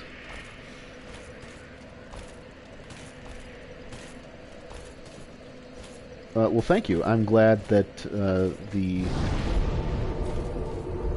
spreadsheet, I'm guessing, because that Reddit post is ages old, and I think I put a huge link to the spreadsheet on the top. But I'm glad that it's been helpful. I'm actually, now that I've got my laptop working again, I'm going to revisit it a little bit and do a little cleanup, and hopefully add some things to it. I'm not sure. I doubt I'll do any gem farming, or experimental gem farming until I find more values to fill in that sheet, but I don't know, some like enemy weaknesses maybe, or maybe a recommended progression that's, you know, in text and more succinct than my video series, because I got very rambly in that video series. I was new to making that kind of content, and yeah, so it kind of... Man, I was... I might have mentioned a... I don't know if you were here when I was talking about my Blood-Tinged character on Bloodborne that's currently in my first slot. I replaced my starting character with him, and I farmed flat arcane gems for my Blood-Tinged character so I could use Logarius Wheel on him and be silly, and it actually works really good. And it was way more fun than I thought it was going to be to just farm gems again. I was a lot less meticulous about getting perfect gems, but I at least wanted them to have the right combination of bonuses and curses, and you know, be from the enemy that gives me the highest rating possible, the highest rating range. But yeah, it was actually fun. It really satisfied my want to grind stuff, you know. And in that regard, I think they nailed the Chalice dungeons. Being able to replay bosses or an entire level, if you choose, over and over again, or to do like completely random, well, mostly random, semi-random I help dungeons on the fly without starting a whole new playthrough. I help any... I would love it if there was something like that in this game. I think that would make the choice between this game and Bloodborne way harder. Because right now, it's a lot of fun to make new characters and like go through a new playthrough and all that. But sometimes you just want to fight a boss and get really good at that boss without having to go through all the horse shit. Oh, I forgot which way is off. It's the opposite way. Okay. And I also liked how you could effectively... Oh, lordy. Okay. Again, I never claimed to be good at this game. I claimed to enjoy this game. Wow, I need to upgrade that flask. There's no bone shard. Yes, there is a bone shard after I make friends with this guy. What the fuck was I saying?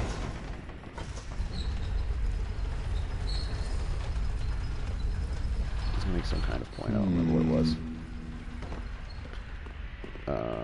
Something about Bloodborne, replay value. Don't.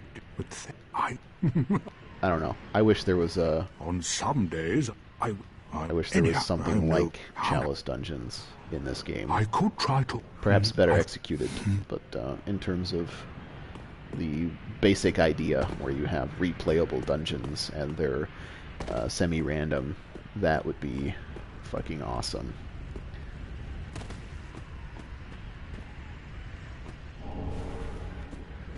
No!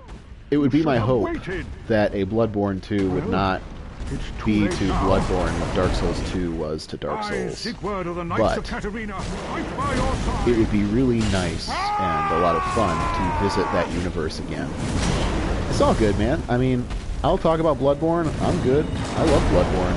And like I said, the vast majority of my subscribers are from Bloodborne. So it totally makes sense that you would ask me about it.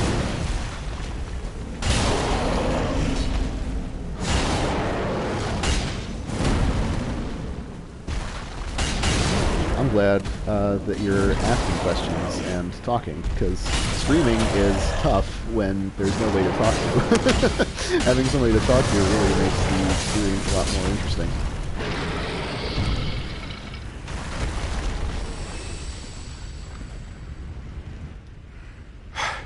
That was quite a performance, but you mustn't get in over your head. I would play the shit out of Bloodborne 2, I think was the point I was going to make. Long may the... And I hope that they... Because they seem to learn a lot of lessons from Bloodborne going into this game. But they still preserved that Dark Souls feel, you know? So what I would like out of Bloodborne 2, if it were to happen, and I don't know how likely that is. I don't think Miyazaki has mentioned anything that resembles Bloodborne 2. But I would hope that they'd learn lessons from Bloodborne and from this game and apply them to the feel, the atmosphere of Bloodborne, because it was really unique in the Souls canon, so to speak. And it stands out among other games as well. That gothic horror setting is not one that occurs very often. And to be executed in that distinctly From Software fashion is fucking a ton of fun. So, Bloodborne 2, I would pre-order it immediately. But even Dark Souls 2 was a great game. It wasn't a very... it wasn't... It's not one of the better Dark Souls games, but among other games that came out, particularly at that time, it was still really, really good. And so, you know, people like to shit on Dark Souls 2. They either love it or hate it. I think it was a great game, even if it wasn't my favorite Dark Souls game. And so, even if the Bloodborne sequel were more like that, and less like a true successor to Bloodborne or whatever, I'd still play it. I'd still play the shit out of it. I put hundreds of hours into Dark Souls 2. Loved that game. And then Bloodborne came out, and I was like, whoa! And then this game came out, and I was really very satisfied with this game as a Souls successor. It's really... If this were Dark Souls 2, I'd be happy. I would have been I would have been completely pleased with Dark Souls 2.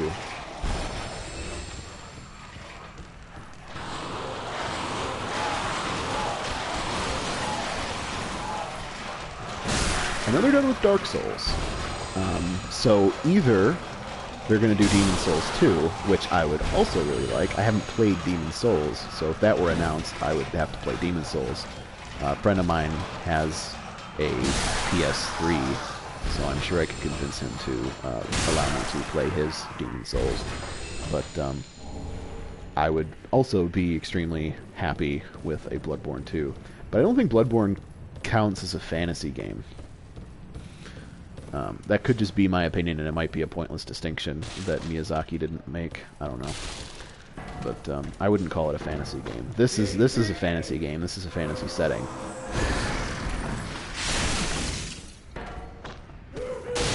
I would consider Bloodborne to be a gothic fantasy, gothic horror. It's much more gothic horror than it is fantasy.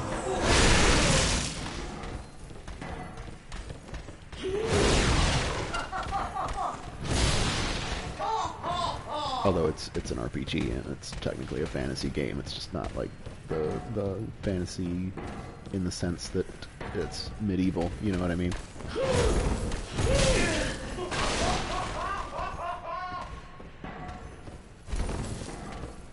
Can you fucking get down here, please? God. Come on. Should I put the dress back on? Would that make them more friendly to me? And by friendly, I mean getting close enough for me to grab their butts instead.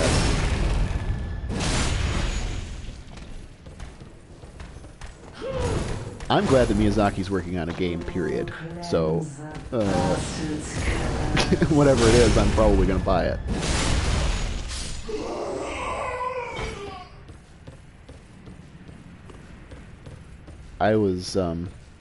I was skeptical about Bloodborne when it was coming out, because up until that point, what I knew about From Software was Armored Core and Dark Souls, and so when the things for Bloodborne came out and it was not medieval, I was like, I don't know. I didn't know if it was going to be good or not. But Bloodborne taught me that if From Software makes a game, I probably want to play it, even if I don't invest hundreds of hours into it. And it's pretty rare for me to feel that way about a developer, because I've been burned before. I've been burned by like Bethesda or BioWare, where I had a game. Oh Lord, you fucking fuck! I can't believe you. Oh.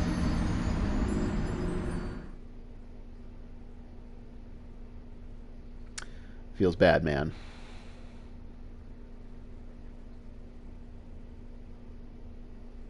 Now that one I believe that they intentionally placed. I don't believe that they intentionally placed the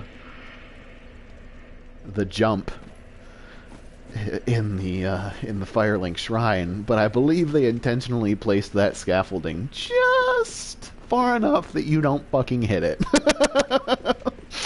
Oh. I was trying to avoid falling damage. I did the opposite of that. I took all of the falling damage. Oh, man. Oh, this fucking game. Oh, man. Oh. Son of a biscuit. Okay. Man,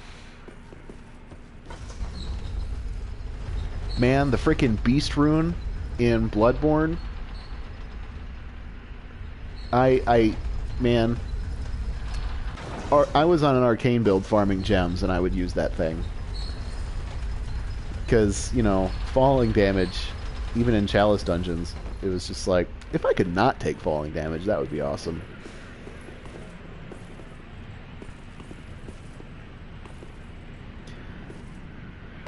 She said she was 18. You have a fantastic name. And I'm not far enough to get Silver Cat Ring, but I will definitely get Silver Cat Ring, because I like to make jumps that I shouldn't.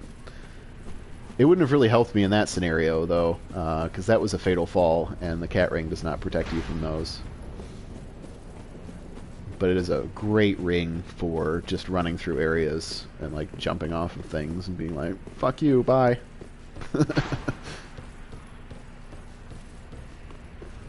I want to work on that quest line anyway, so that I can get the Sunless Talisman.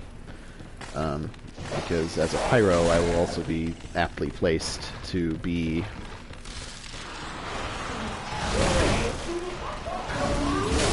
Oh god. Oh! Are you shitting me? Are you fucking shitting me? Son of a bitch! Oh, man. Sometimes you eat the bear, and sometimes you get knocked off a roof. I think that's the quote. I'm pretty sure that is the quote. Oh, God-eam indeed. Dark Souls! Okay, now I'm playing this game. Cool. I was concerned. It was not going terribly well, but it was going well enough. I wasn't getting my fucking shit rocked every 3 seconds. But now that that's happening, I feel much more comfortable.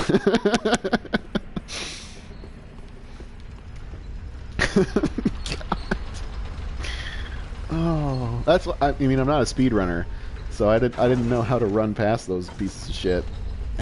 Not, you know, fucking roof.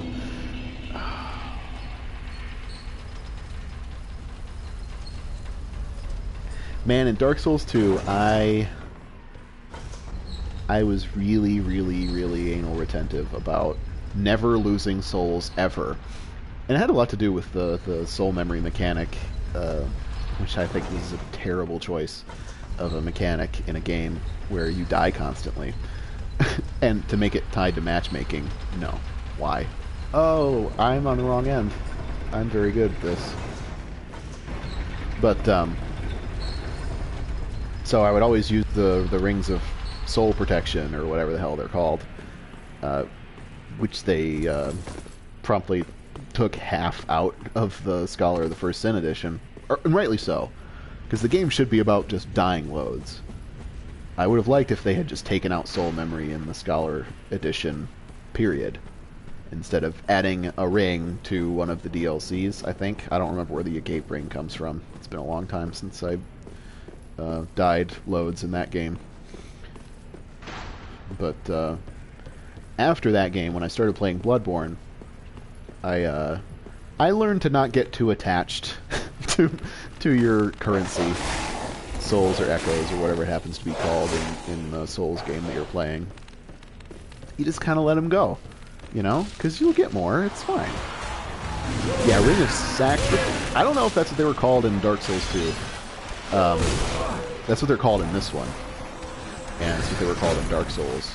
I did like the return to the original Dark Souls method of that item in this game, where if you use it, it's gone forever. In Dark Souls 2, you can repair it. And so, you know, the question, if you had more than 3,000 souls, it was always worth wearing it, because that was the cost of repairing the thing.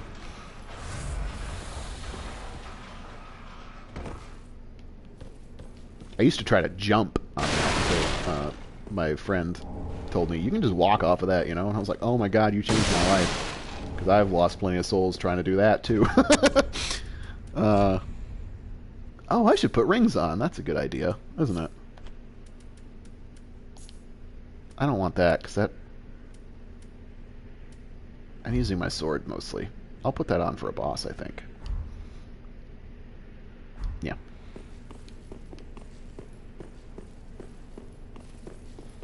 Maybe they were called Ring of Sacrifice. I think they were called Ring of something protection. But they were pretty cool, and so I used those lots in Dark Souls 2. Because I could, because they were in the game, and there was like 9 of them or some shit in a single playthrough, which is way too many. And, well, there were 2 kinds. There was the purple one and the green one. The green one would protect you from petrification, too. Like the rare Ring of Sacrifice in Dark Souls 1, which was... But I like it in this one where they just go away forever. Is there a... I forget if there's a vendor that sells an infinite number of them past a certain point in the game. Where am I going? I can't go that way. You have to come around the other way. Okay, I gotta go back to the start and go down the other path. Okay. Now I remember. Because I talked to Giant Friend, so he will help me now. So I have to go back to the start and then go down the other path. 20 souls. Oh! I'm on a bonfire because I don't care. Life protection, that's the one. Thank you. That was going to bug me if I didn't know what that was. Yeah, life protection. And soul protection was the green one that protected you from petrification, if I remember correctly. Or curse, maybe? No, it was petrification in that one. It's curse in this one, and it was curse in Dark Souls.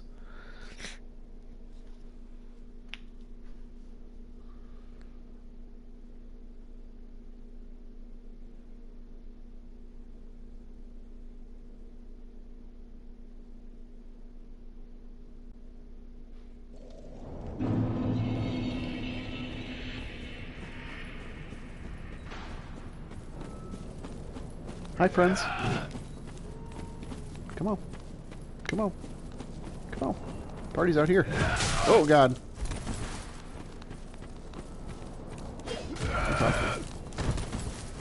I like those guys because you can just roll into them to stagger them. There's a very small number of enemies that you can do that against, though, and it's kind of annoying. Because they can push you, but you can't push them. It's really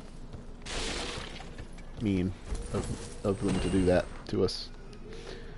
But a lot of things they do in this game are mean.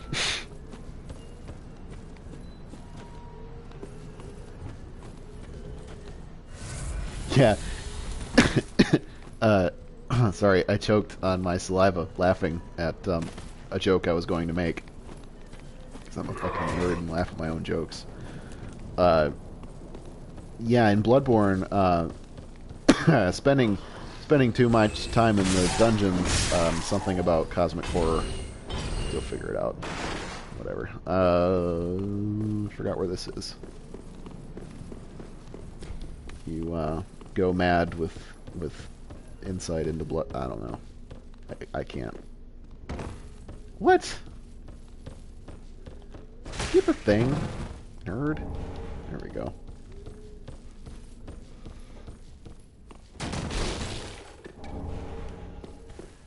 You know it's bad when you laugh at your own jokes, even if you don't actually make them.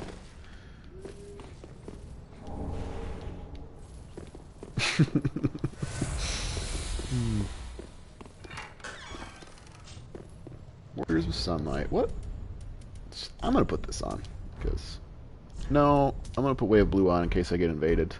It's not likely to happen since I'm not embered, but at some point if I get embered, I hate being invaded. Being forced to PvP is not something I personally enjoy very much. That being said, I do not gank squad. I think that people who do gank squads are also dickheads. And they're not helping, because when invaders expect gank squads, they act with less courtesy.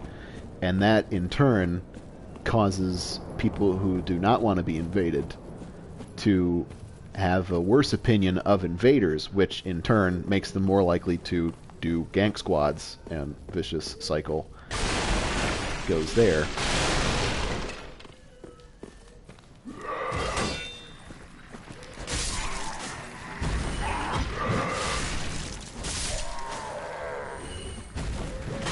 I love the leg warmers on these pants. Very classy. The 90s would be proud, I think.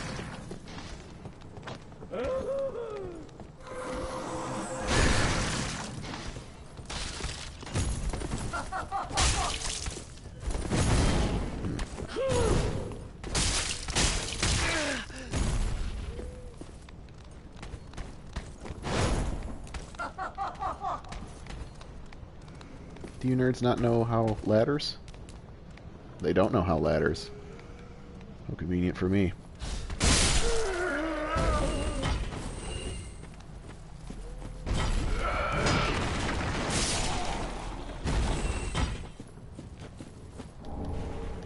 Another evangelist robe. Nice. I would have liked the hat. I like that hat. It's very silly looking. I'm not a huge fan of invasions either. I don't like being invaded.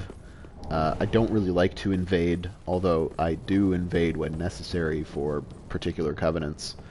I try to be as courteous as I possibly can to the people I'm invading, and like if they don't want to fight, I don't talk to them. I'll just crystal out.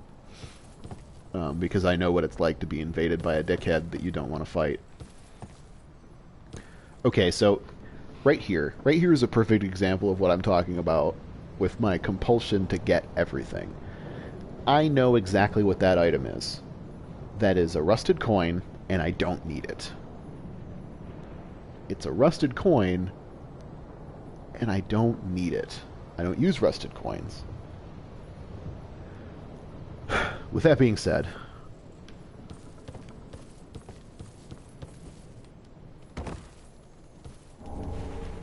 it's 2 rusted coins. I extra don't need it.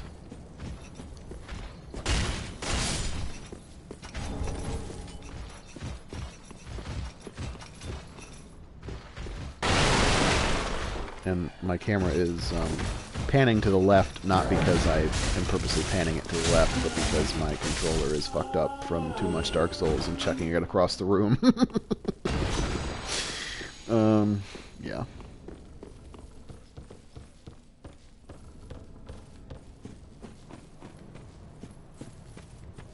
I'm sure... Did I grab the Titanite shard that's down the path on the side here?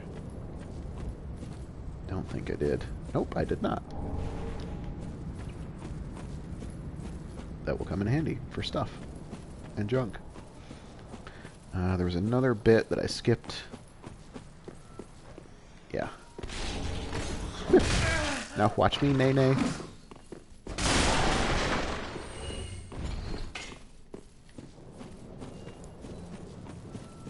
It's a cool whip.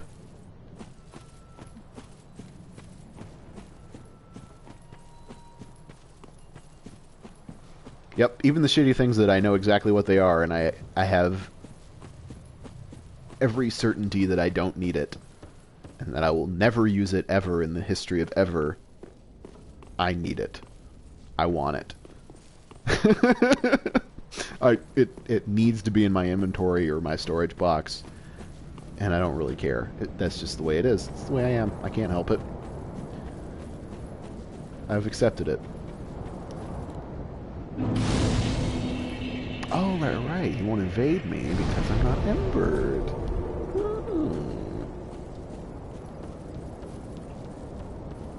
Clever girl. Oh, it does not open from this side. Ooh, man, I saw a really great picture when this game was still fresh. It was the cover, and it was the text from Dark Souls Prepare to Die edition. It said, Dark Souls 3 does not open from this side edition. And I fucking lost my shit laughing so hard. Because it does. That's this game when you're going through it the first time. You're like, oh cool, a door. Never mind.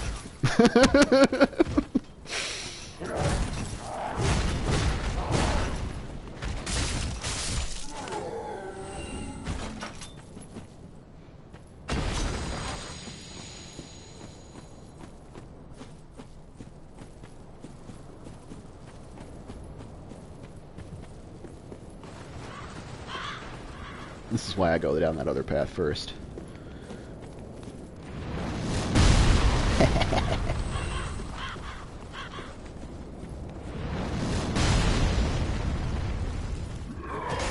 Yeah, my goal is to come... Oh, today all bosses? I seriously doubt it. I play this game really slowly. I believe in my Twitter plug, I called it a snail run. And even that's kind of fast. Aw, really? I'm just glad they don't hurt me anymore. Come on, bro. Yeah, that's what I'm talking about. I'll get this one. You've worked hard. Good job, buddy. I help anytime. Yes, you do. Good job. 10 out of 10. Best friend ever. Fun fact about this guy. Once you pick up all the white branches, the giant at the top of the tower dies. And that's how you can get the ring from him. So, by the time I get to the cathedral, if I've gone through the swamp and picked up all the little branches, I will wait to pick up the branches in the cathedral, because those are the last branches, and he'll die after that. So I like to wait, and that way he can help me with the enemies there.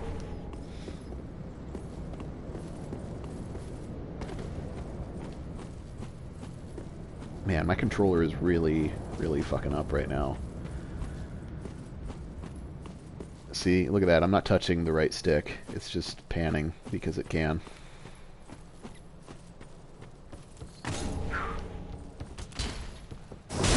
Oh, man, I nailed that. Oh, that's satisfying. Your iframes when you're down. Fuck you, buddy.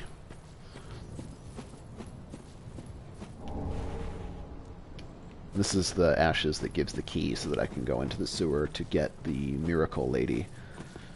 What else is up here? It's just the ashes and the cleric set, right? Pretty sure?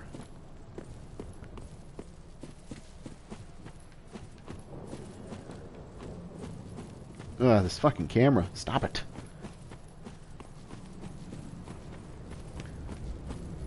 I bought a hard drive with my spare cash, so I won't be able to afford a new controller until next paycheck.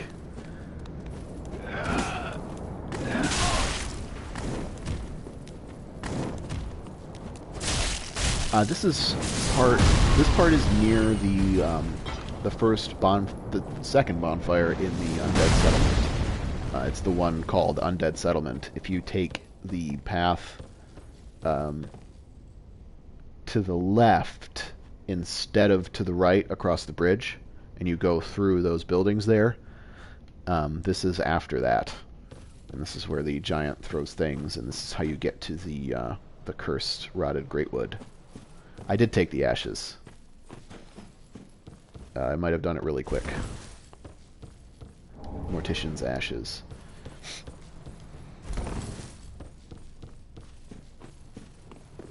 Thank you for reminding me, though.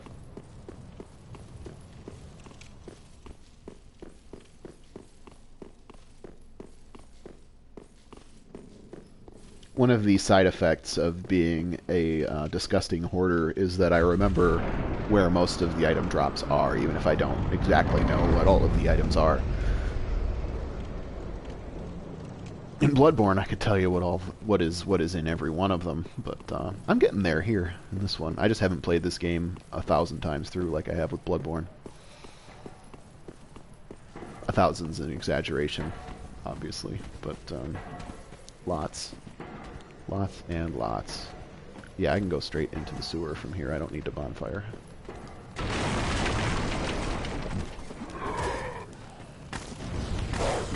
Fuck yeah. Fuck yeah. Come down here. Oh no. There we go. Okay, rats.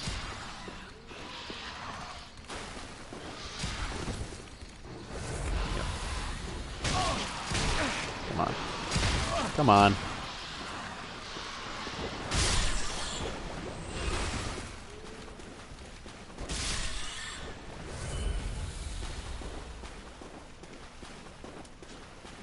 Salty chug. 10 out of 10.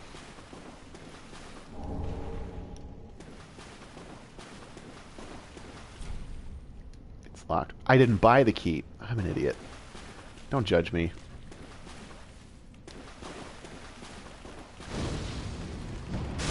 Hi. This is how you pyro. Boop. Get away. Excuse you.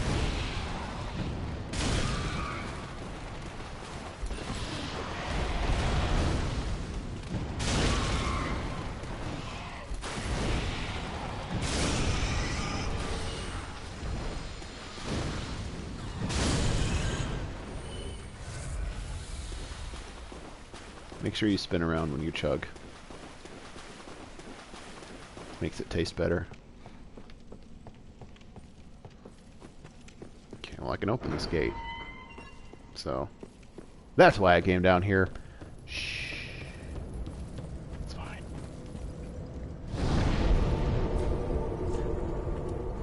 Firelink Shrine. I don't have nearly as many souls as I would have if I wasn't a dumbass. But that's okay.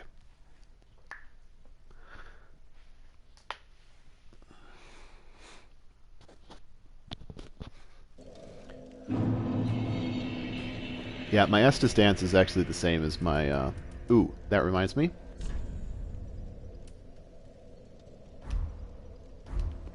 This is how I greet people.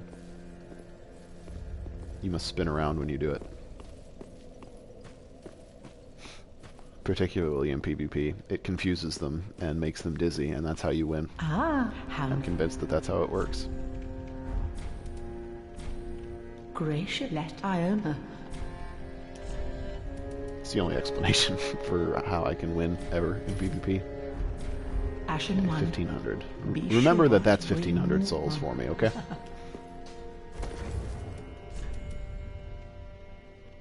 Yeah, we'll save those for later. I don't need that. Well, do I have 4? It's 2, 4, 6. So I need 2 more before I can worry about this guy.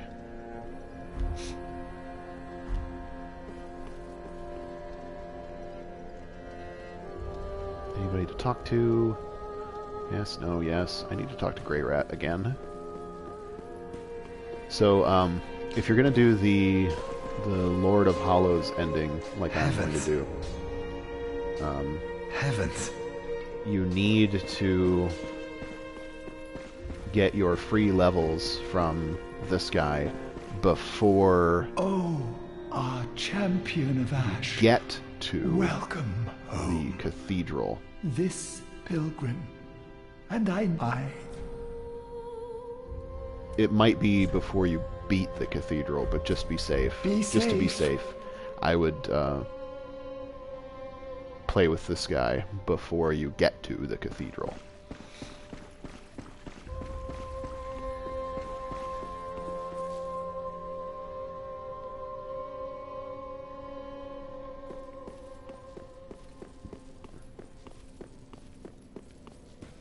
What time is it?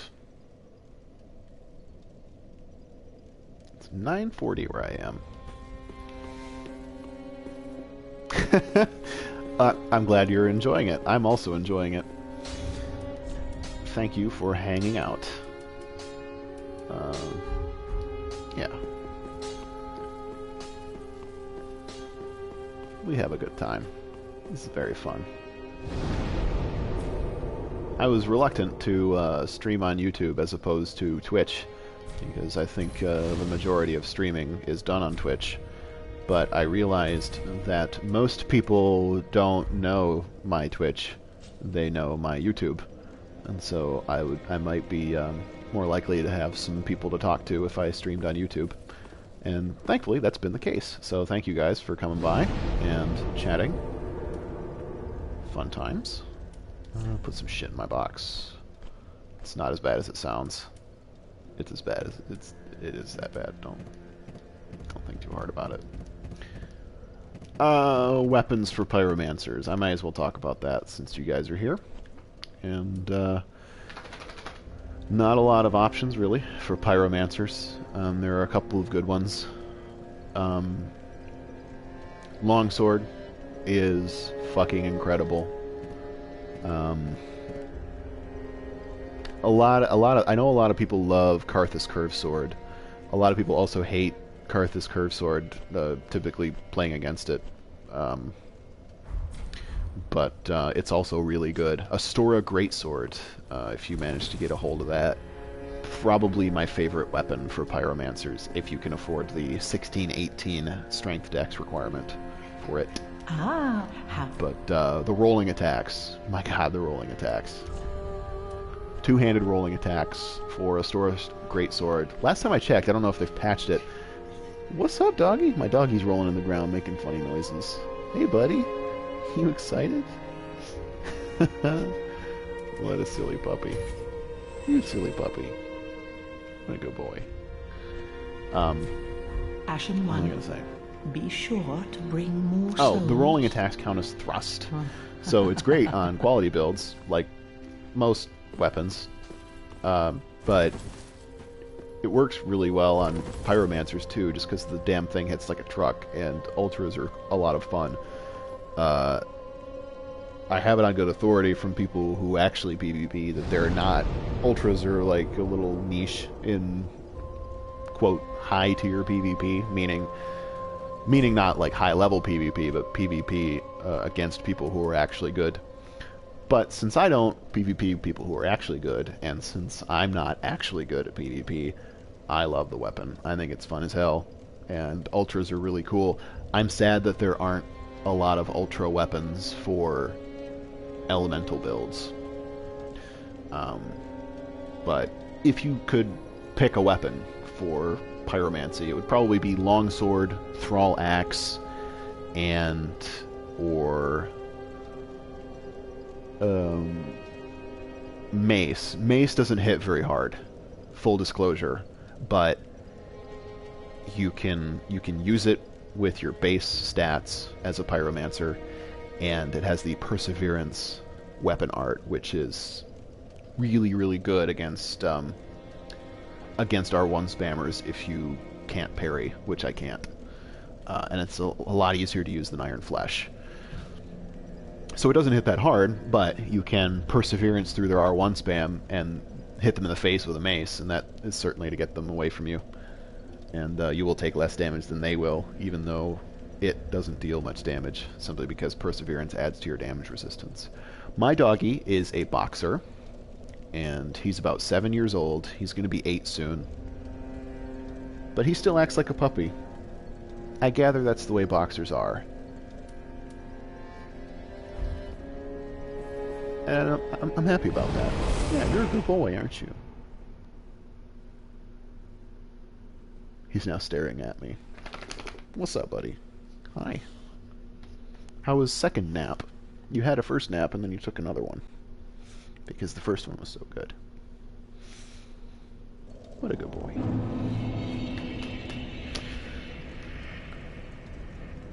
What's up, buddy? Hi. Boxers are really cool. Purebred dogs are not usually my thing.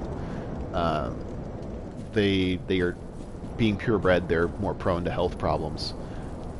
This one, in particular, has not had many problems. He's very healthy. But in general, I would probably pick a mutt. The reason I have this dog is that I had roommates, and he was one of the roommates' dogs. The roommate moved out of the country and was living in a place where he could not have a dog. And so I began to take care of the dog instead. And he's now my dog at this point. Aren't you, buddy? Yeah, because I'm here. And he's over there. But he's got a kitty cat now, so it's all good for him. He's still got a pet. One of those cute little Japanese cats that don't have tails. They're fucking adorable.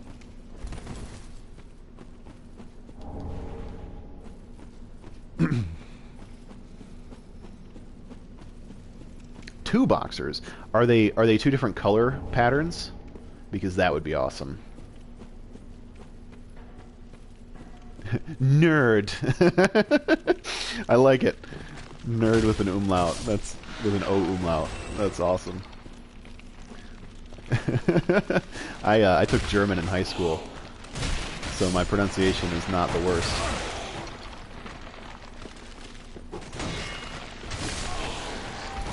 It's not as bad as Wayne Newton's pronunciation.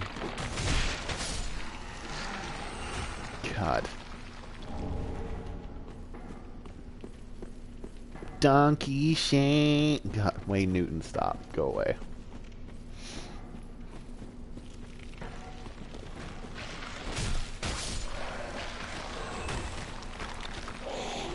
Oh, in Swedish.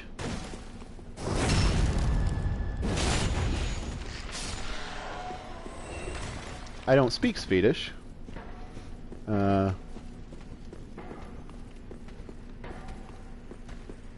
Is it somewhat similar to German in terms of the pronunciation, where it would be O with an E after it?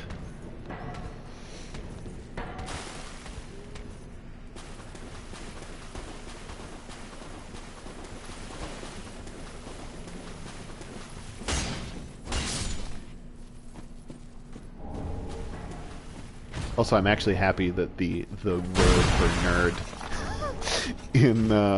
in Swedish is just nerd. That's awesome.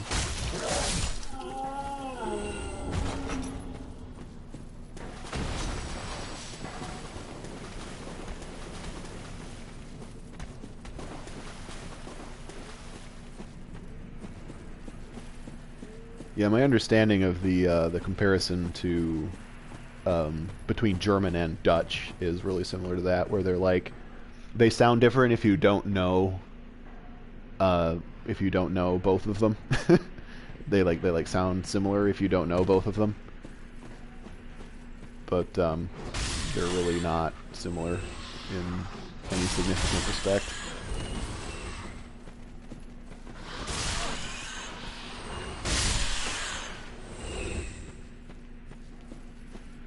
You can tell they have similar roots. They say a lot of languages are fucked up to learn. I think it's subjective. I've heard that Japanese is really fucked up to learn. I've heard that English is really fucked up to learn.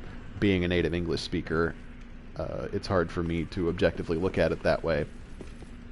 But any sufficiently complex language, particularly if it borrows from other languages way, way back, would probably be harder to learn than one that is more or less unchanged and a lot more rigid in its structure. One of the difficulties of learning English is that it has so much French and Spanish in it, and not even just the words, also some of the sounds for words that have changed over time. And so the vowels and consonants aren't always the same, and there are more exceptions to rules than is really reasonable for a language of Oh, thank you. I shall take... that's as popular as English. I'm sure Japanese is difficult to learn if you're not used to a language that uses that kind of writing system. A lot of the language in Japanese revolves around the fact of the language system that it exists as an extension of. So, like, they have these characters, they call them kanji, right? They look exactly like the Chinese characters. Some of them mean the same thing, some of them don't, but they're all pronounced differently than they are in Chinese. But each one represents a sort of idea, to put it really elementary. And so, instead of having a string of letters, and when you know what the combination of letters means, then you have a word, it has an actual, like, pictorial thing that represents the idea instead. It's really interesting. And but if you're not used to that kind of writing system, I can see why a language like that would be difficult to learn. But in terms, if you instead learn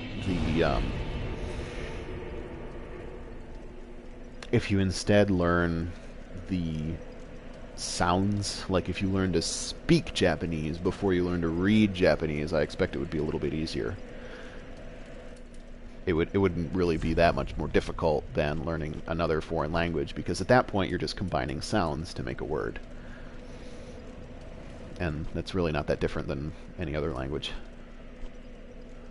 But learning to write Japanese would confuse the fuck out of me.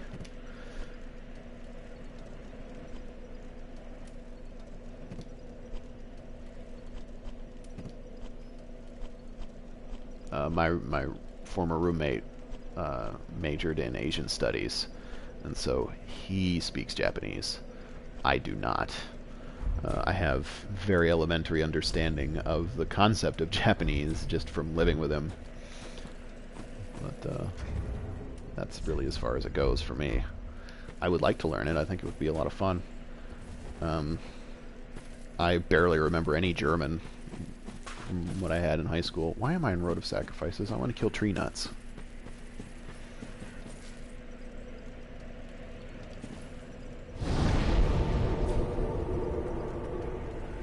Did I get gray wrap? I did get gray wrap.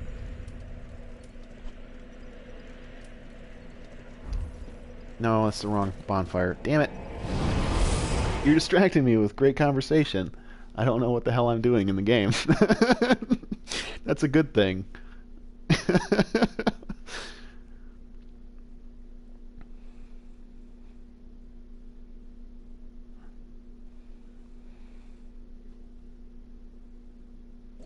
No, don't apologize. I worded it that way as a joke. I'm actually glad that I have people to talk to during this. It makes it a lot more fun.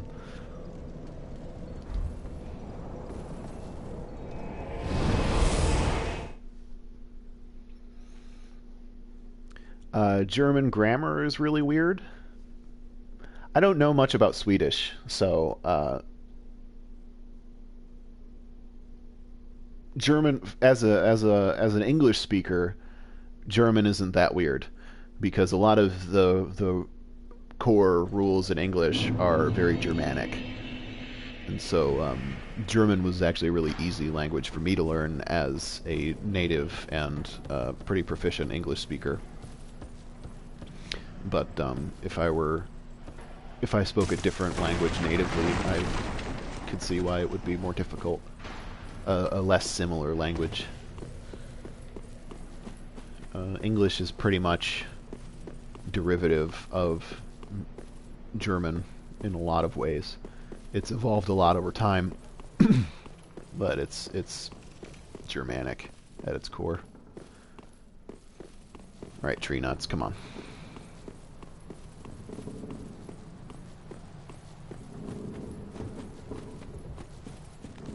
Yeah, ditto. I've had a lot of fun, and I learned some things about Swedish. It's not at all like German. And I learned how to say nerd in Swedish, which is very fun. I like to know how to say silly words in different languages.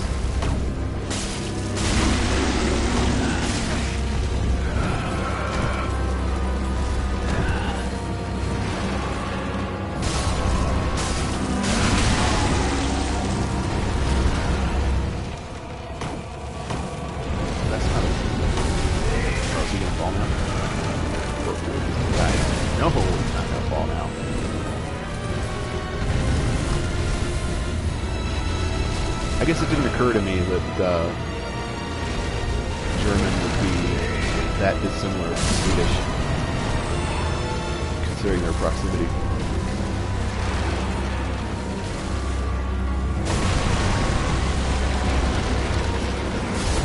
But, stupid Americans, so perception of other countries is really limited.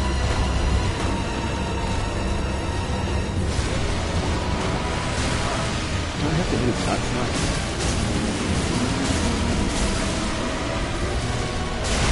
Yep, I have to use nuts. Yeah, this bonus is funny. I remember dying a couple of times to this asshole because I didn't understand his gimmick. And I had some help. But this guy and Walner are bosses that you, once you figure them out, they're not a big deal. You don't even need some help for them. I don't like Bloodstar's Beast.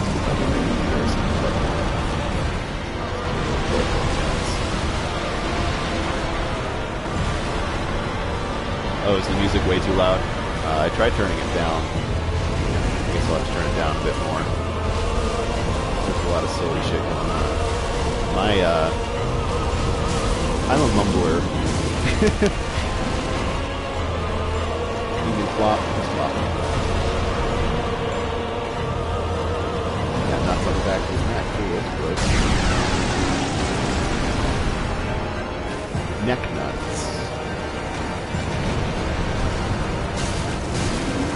I don't want to turn the music off because I like the music. I think they did a lot of work in these games. But at the same time, not being... Oh god, I'm dead. I'm not dead. Haha! Suck it. Chug, chug, chug. Oh, yeah! Oh, man. Oh, greed. Overconfidence. No, get out of there. Get out of there. Get out of there. Be smart. Wow. Okay. Okay. That was dumb. What I was doing. I don't know what I was doing, but it was dumb. You gonna grab? Are you grabbing? Is that what your grabby hand is doing? Oh god. Oh, I don't see him do that very often. Mostly he's dead by now.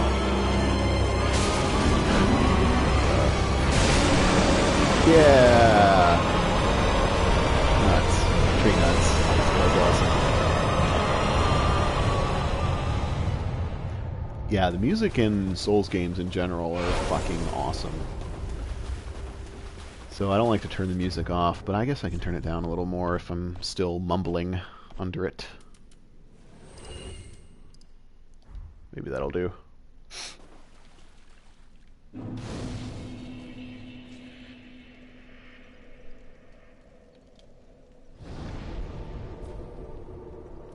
Yeah, sometimes when you're bad at this game and you take way too long to kill bosses, you see some pretty interesting behavior that doesn't appear very often. Okay, now that I have tree nuts, Road to Sacrifices, I believe, is my next stop.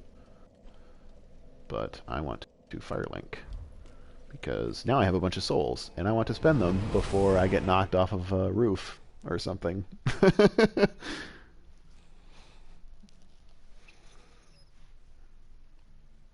Yeah, he's not a very pretty boss, and he's interesting in terms of how he works. But when I first saw him, and he's just in that room, and you just see a tree, and you see a bunch of guys, and you're like, oh great, a horde boss, cool. And you walk into that room, and you like see one of the red-eyed guys, and you're like, you're gonna be a problem, I'm gonna kill you. And then the tree turns around. It was a cool moment. I like that boss because of that moment when you don't know that the tree is the boss, and then he turns his ugly ass around and starts waving his nuts at you. It's very well. Then touch the pig nut. I'm gonna see if I can upgrade first. Farewell, may the...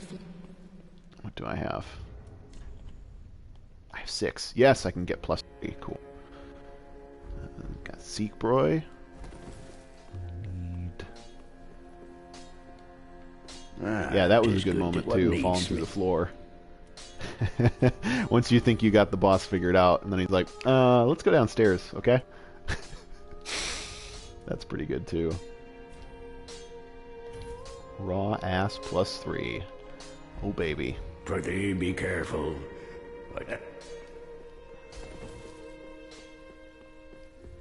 There's a cool trick you can do if you're quick enough, which I'm not, but if you are. When you get him to the point where he's going to fall through the floor, you can run back to the fog gate and stand there, and the floor will break and he'll fall through, but you won't. And you can stand there and look down at him in the bottom, and then if you walk off, you won't die. You just do the fall like you normally would during the fight, if I remember correctly. If you do die, that would be even more funny. Welcome home, speak. Very well, then take note. 25, 2 points away from our vigor goal. I'm probably gonna put this character to fairly low stats, and if I decide to PvP with him, then I will do save backups. I think I'm going to get 40-40 int and faith, 27 vigor, and that's probably as high as I'm going to go for my playthrough. I've beaten the game with less, so really the important thing is upgrading your weapons and managing your stamina properly. Oh, 30 attunement. I'll need 30 attunement. Used to be you could do 24 on a Pyro, but they upped the cost of Great Chaos Fire Orb, which they should have. It was way too cheap. And so now most casters, standard, run with 30. 40 if you are a dedicated sorcerer and you need the extra slot. But fully upgraded Ashen Flask only restores 200 FP. So I actually don't think going above 200 max FP is really beneficial, because it'll get you at most an extra cast per, like, spawn, right? Depending on the spell, anyway. But it doesn't give you more casts per flask. So I like to have just a little bit over 200, which happens to coincide with 30. So you get 30, you get 5 slots, I think? And a good amount of FP for your flask to restore. It's nice. Road of Sacrifices.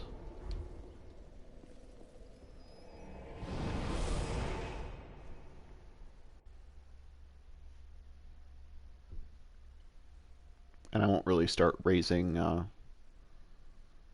going to start raising Int and Faith until I have access to more spells, and then I'll start raising Attunement. Because Fireball is really cheap.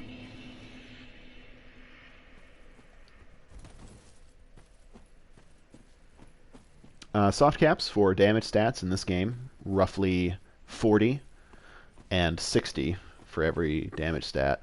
Whether you want 40 or 60 depends on what you're talking about. Mostly for weapons, 40 is plenty, and it's your most significant soft cap. For sorcery specifically, you want to go to 60 because of the scaling of catalysts is a lot more forgiving. The soft cap isn't as harsh as it is for weapons. But for Pyro, 40 int, 40 faith, you're done. There's practically no scaling after 40 int and faith for Pyros. For Pyro weapons or for Pyro spells. It's literally like a couple of points every 10 levels. It's not worth. But Faith is interesting because it's not a great source of damage. Sunlight Spear is really good, but it's also expensive and is actually best in close range. It does a lot more damage in close range. So what I like to do with Faith builds is to hybrid them with like Strength. Because of Morn's Great Hammer and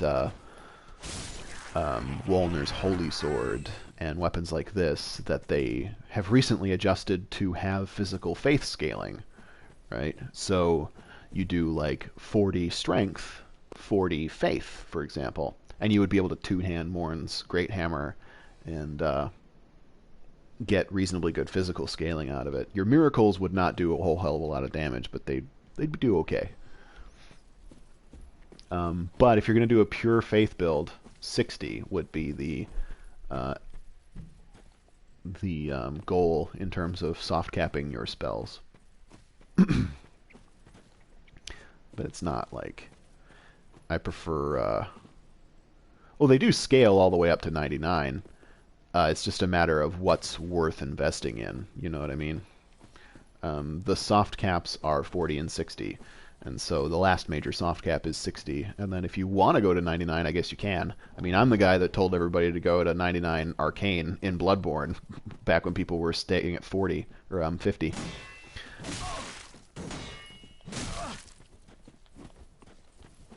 But this is a different game. And I don't know... What the fuck?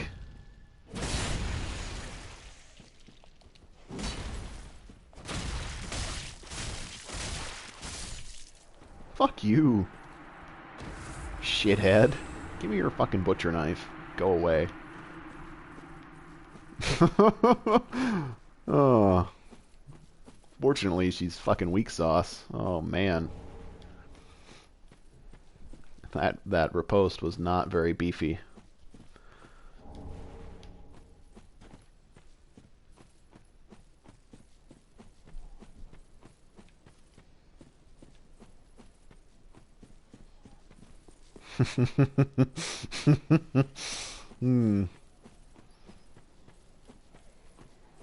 Yeah, actually, now that you say that, I want to do a 99 int build just because. And I was that guy for Bloodborne, right? At the time that I started my arcane thing for Bloodborne, everybody was stopping at 50 and complaining that arcane was trash. And they were like, "Oh, the spells don't do any fucking damage. The fucking weapons blow. There's like no good gems and blah blah blah." And then I was like, "Well, try 99." And it helped later that I had the graph. Somebody had done a graph early on in the game, but it didn't get a lot of note, and so I had to repost it and expand it later with the old hunters. But yeah, the scaling in this game is more traditional. There's less ridiculous like reverse scaling or like odd soft caps like there were in Bloodborne. Because like Bloodborne, they had reverse soft caps for some of the spells, and the soft caps that were normal negative soft caps were pretty gradual for spells. But in this game, they're a little more normalized to where they clearly don't. You don't get a lot out of going to 99 unless you're really, really invested into it and you don't like care about the meta. But it's already hard enough in this game because of the way the game is constructed to have enough time and souls to want to go that high for pyromancy at least. I have limited experience as a sorcerer or a faith build, but I think when you get to like 40 or 60, it's a good idea to diversify at that point, even if you're not going to hybrid, to get stuff like endurance and vigor, so that you're not a fucking piece of paper.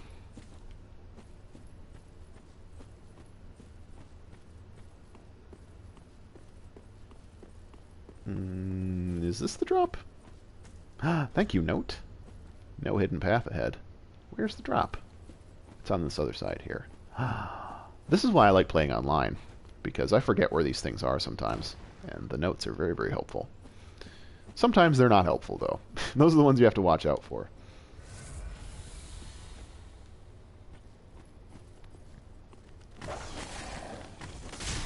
And there's something to be said for just leveling, because that is the way the game is designed in a certain sense, because there are soft caps built in. And so, you know, the difference between a 125 and a 150 is literally diversification. It's not so much... What? I've never had that happen.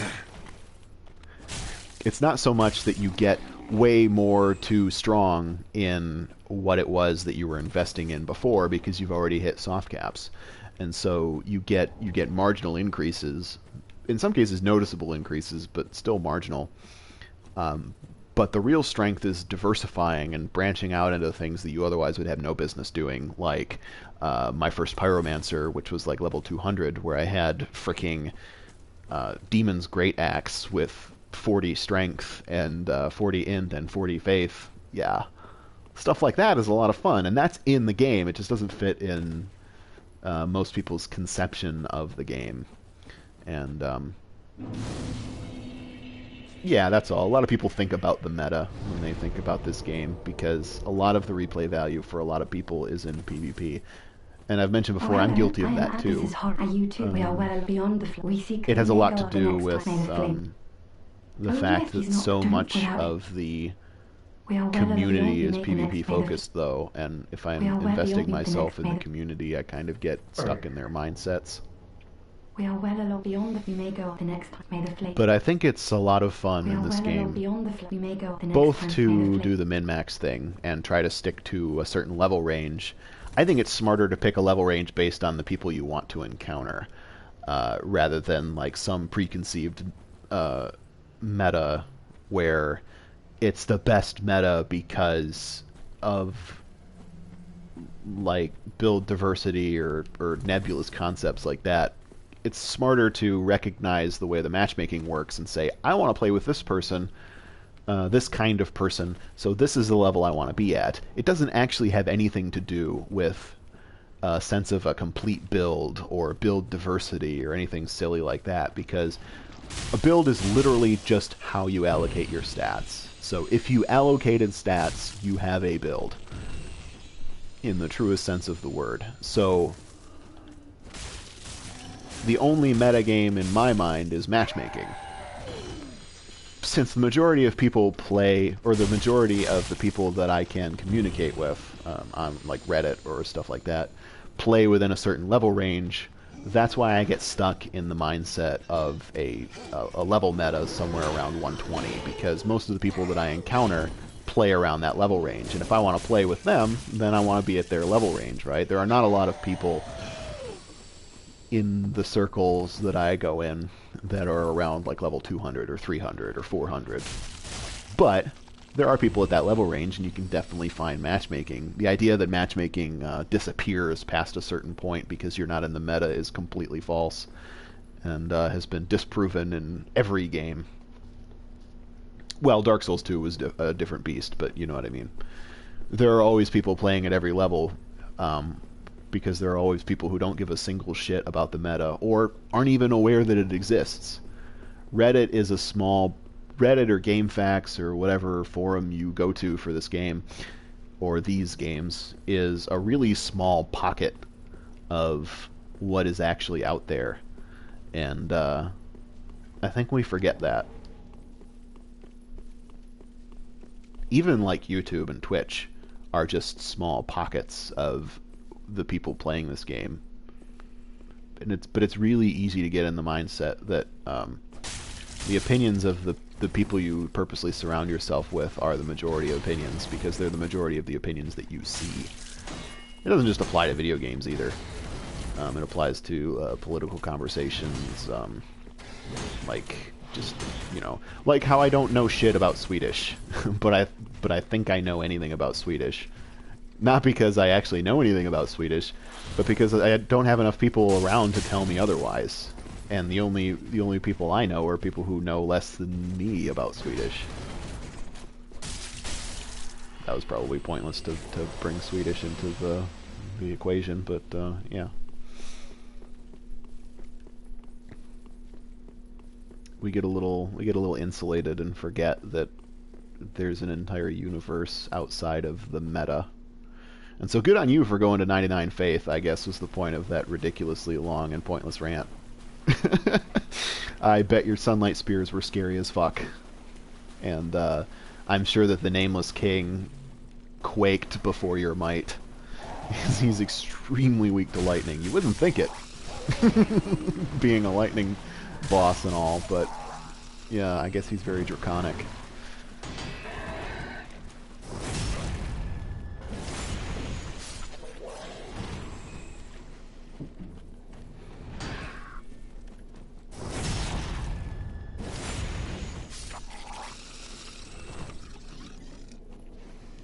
Alright, man. Thank you for chilling as long as you did. It's been a lot of fun. Have a good night. The shitty part about Nameless King is his moveset. He's a fucking dick.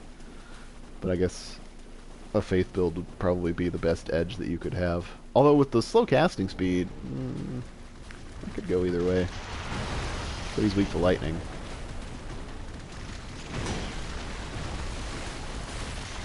He's just not very friendly to anyone. Not casters, not really melee builds. Really a great boss, considering how, when you know, how fucking difficult he is. Oh shit, did I miss fucking, Yeah, I killed Tree Nuts, and I missed a free shackle from what's his name, the purple guy. I'm a dumbass. Oh well. It's just one shackle. It's my favorite covenant anyway. I'll get plenty of shackles.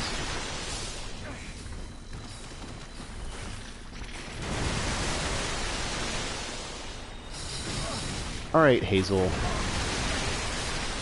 fucking nerd.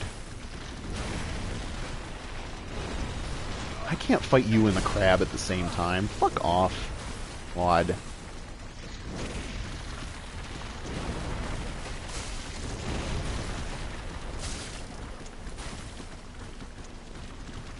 Oh, great. I got a real person to go with my shitty NPCs and giant crab. I remembered why I play this area offline. With any luck, this person will actually be cool and let me alone. Oh, he's fighting Hazel. Did I luck out and get a fucking awesome person?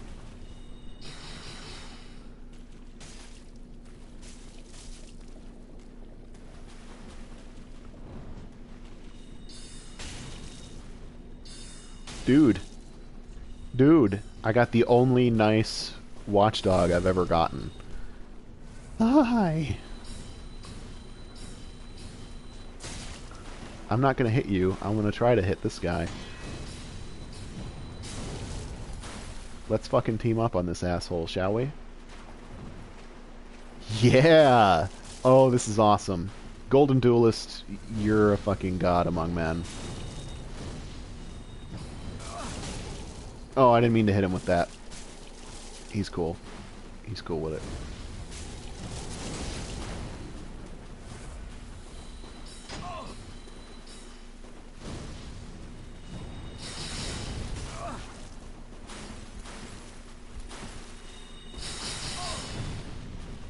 Dude, you were cool. You were cool a second ago.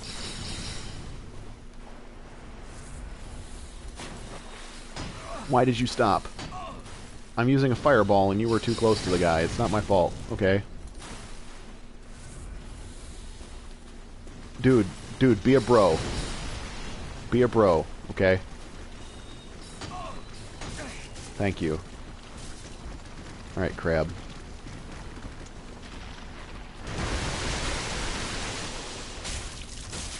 Nope. Stop. I'm gonna let the crab kill you. I don't give a fuck. You were cool for all of, like, 3 seconds. Now you're an opportunistic shit. Like, you're doing it right. I'm just pissed because it's happening to me.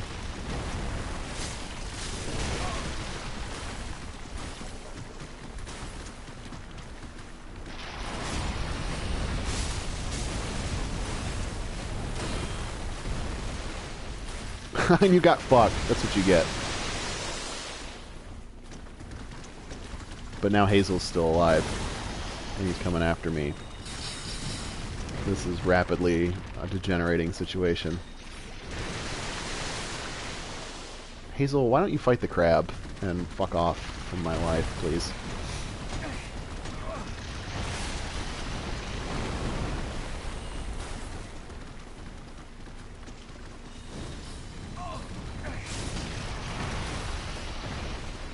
Go away. No one likes you. You fucking bastard. Oh,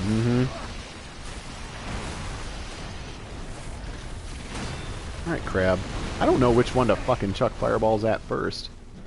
I guess I should just pick one and go with it. Oh, I hate when they do that.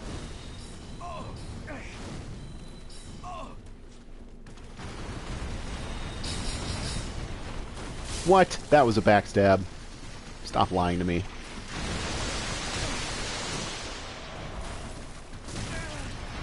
I'm dead. Fucking shit. GG Hazel and Crab and Random Invader. Congrats. 4 versus 1. You guys beat me. Good job.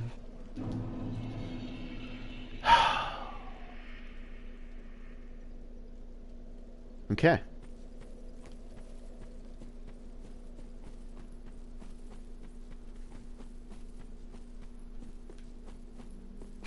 Lemongrad, thank you.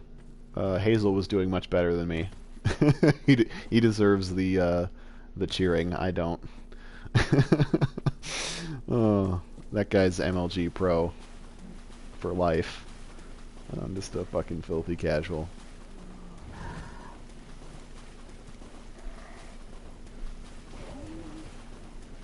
I'm not the worst Dark Souls player in the universe, but it's pretty close.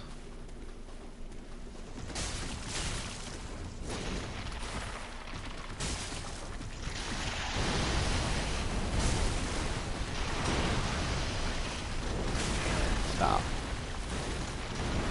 Where are my fucking souls? I should have picked those up before I poked this crab in the asshole. Channeling Steve Irwin. I'm gonna sneak up on this here crocodile and stick my thumb up his butthole. That'll really piss him off.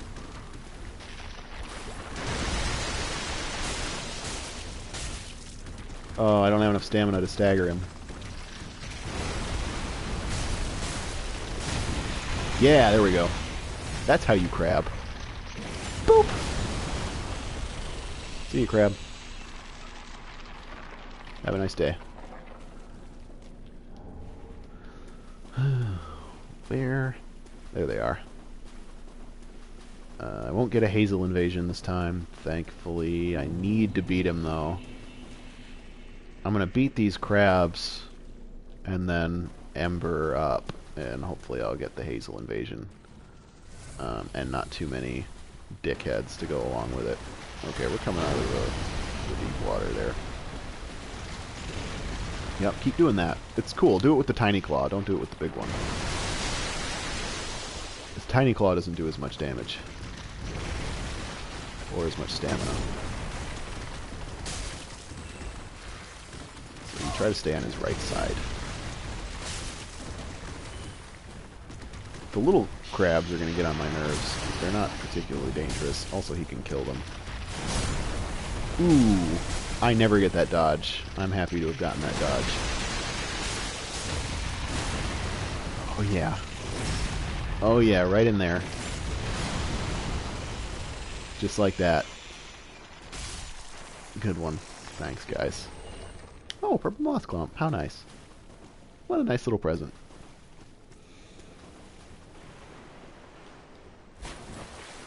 Oh, the heavy water. Yeah, Pyromancy Tome. That's what I wanted. Get my Fire Orb on. Ooh, yeah. I'll get Fire Orb and then fight Hazel. And his face will be mine. I'll make face bacon. Her face? I don't actually know whether Hazel is male or female.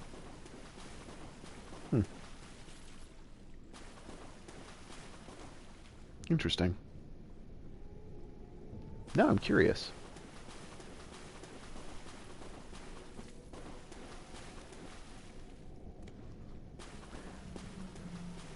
I hope... I don't know. I've never heard the voiceover effect. I'll take your word for it for now, until I can verify it myself. Nothing personal. I'm just the sort of person that only believes what I have spent way too much time trying to discover on my own. But the I assumed that Hazel was male because the Xanthus top doesn't have a different texture for or a different mesh for females, and so it's really hard to tell the difference. And that's what gave me pause that I don't actually know.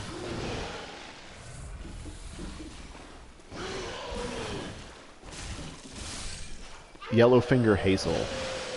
I don't know that that's necessarily descriptive of sex or gender. But I'll try to find some item descriptions if I can't listen to the voiceover effect. I don't know, that's curious. Curious little thing.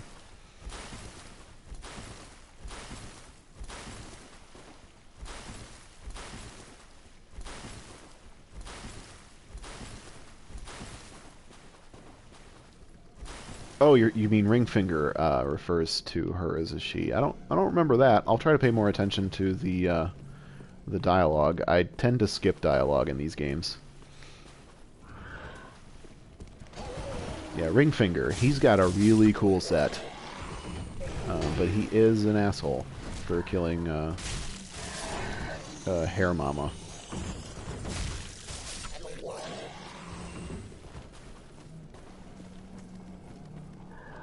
Ringfinger Leonhard. Not sure how to pronounce that. Weird H's and things. Not my expertise. Leonhard? Leonard? I guess you could just pronounce it Leonard. And drop the H entirely. I don't know. Oh, lordy. That Lance Rush, though. Stop reminding me of my Dark Souls 2 build, nerd.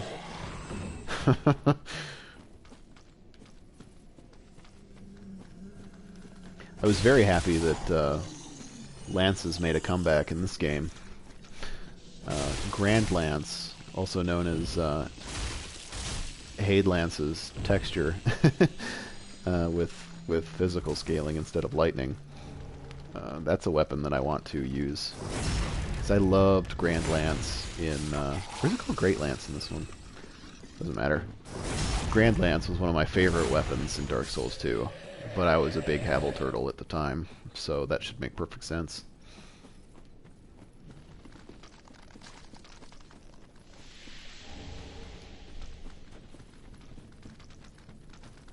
I know Leonard refers to Yellowfinger, but I don't remember the article, if there was one. Like I said, I'll pay more attention. I'm curious now. I'm not saying I don't believe you, or that you know, I want to hear it.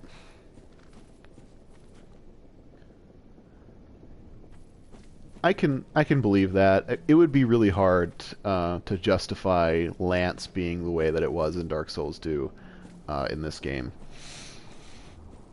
It was really, really, really, really, really, really fucking strong. And so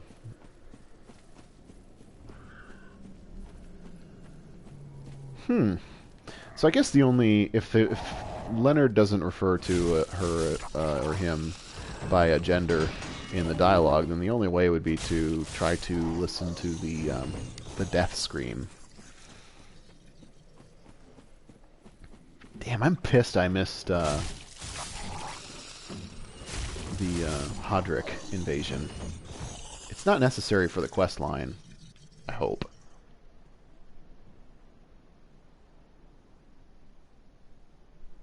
I don't think you get a shackle for beating him here. I think it's just the invasion. I was going to give the shackle to the crow, is why I'm upset about it.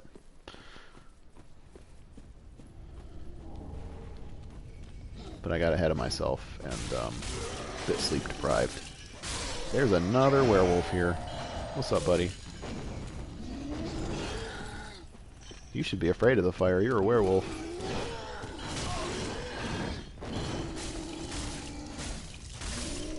Not camping beside it. Silly, haven't you played Bloodborne? I guess he hasn't played Bloodborne. Thing here. What is it? Oh,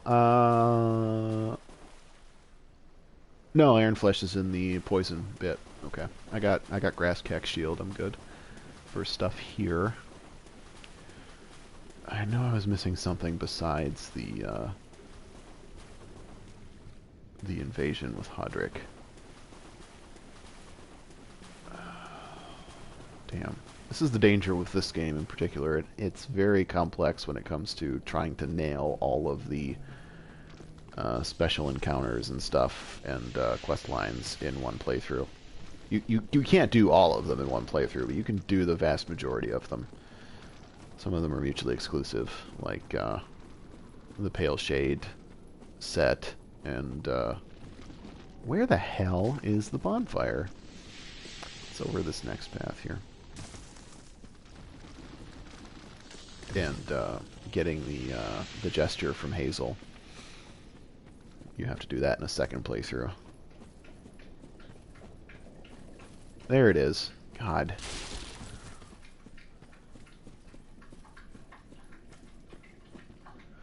I know there was a really funny trend in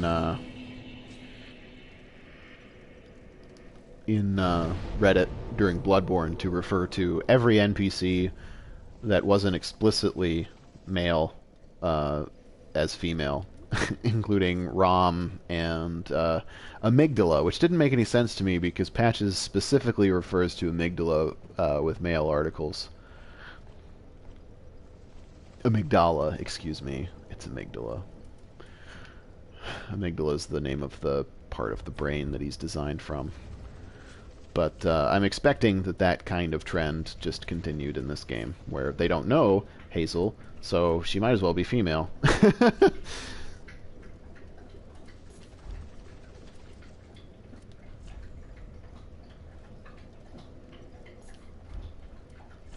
Just organizing my rings a little bit better here.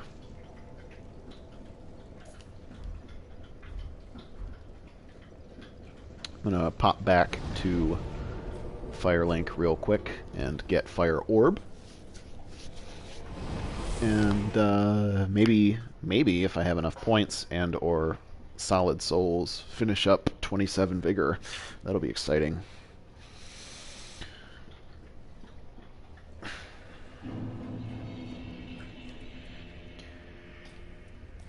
Yeah, I completely screwed over Cirrus's quest line in my first playthrough because I screwed up my build and immediately needed to respec as soon as I had access to Rosaria, but didn't know that at the time, this is prior to some patches, if you respect, you would screw over Cirrus's quest line and make her your enemy. Now that's not the case. Now the only thing that screws her over, her quest line over, is if you join the Covenant and offer her a tongue in order to increase your rank in the Covenant.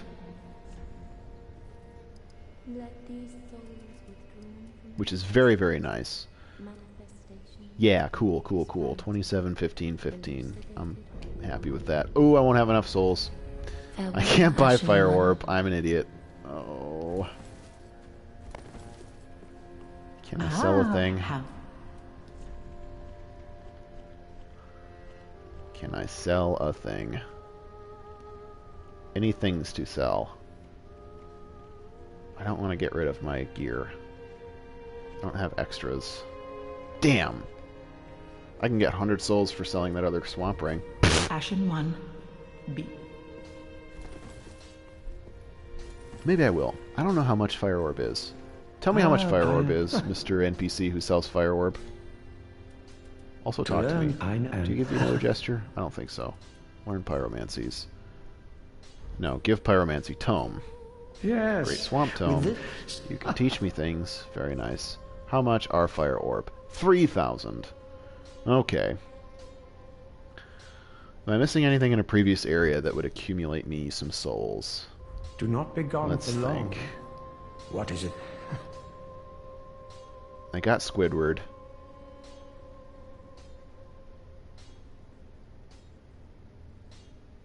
I got Grey Rat. I missed Hodrick. We're not going to be upset about that. I've decided. Ah, you know well. Everyone, I might as well. Send you to pillage because you always come back from this one.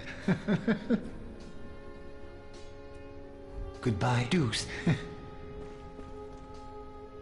I talked to... Ooh, I know what I can do.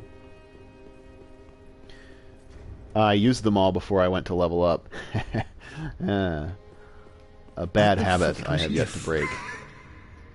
To just use all of them. But I know what I can do. Because I have a pale tongue, I can talk to this guy. Remember me? You're making. If you then kill, he has been a... And he'll give me the lift chamber key, and I can go beat that Dark Wraith at the bottom of the thingy. So I can get some souls real quick. And I talked to Cirrus. Let's make sure. And I can get my super red orb that I'll never use. Let's see. Which bonfire is it? I don't remember.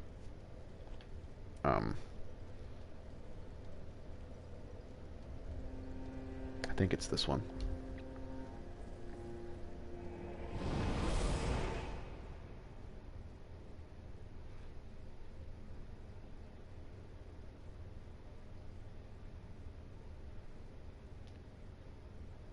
Yeah, I think it's wiser to keep them, but I like to get like some stats real quick early on. So, you know. Ooh, Boss Souls is one that I am really bad about not using them ever, even in multiple playthroughs. I just won't use them. I'm like, what if I want another weapon? Even though you can't infuse them, there's literally no difference. I'm silly. I have accidentally eaten Boss Souls before, though, and that was a sad day for me on Dark Souls 2. I don't remember which Boss Soul it was, or if it was even something that I actually was going to get, but it was sad face. Oh, nice elevatoring, buddy. Thanks for the Titanite shard. Hey. Hey. Hey, you. You there, with the hyper meta shenanigans. How would you like to not actually be a person and have a completely different moveset with that weapon? Would you like that? Good, because I would like that too. I would like to have your moveset with that weapon. Then I would actually like that weapon, because it wouldn't just be a straight sword with higher stamina consumption, and now less damage when elementally infused. Get reposted.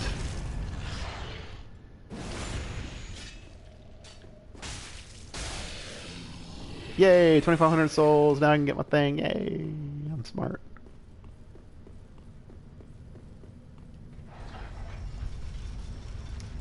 This guy's coming with me.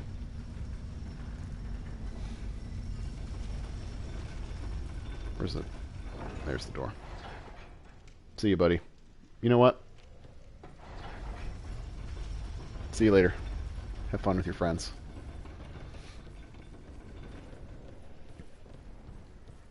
Ladder. There we go.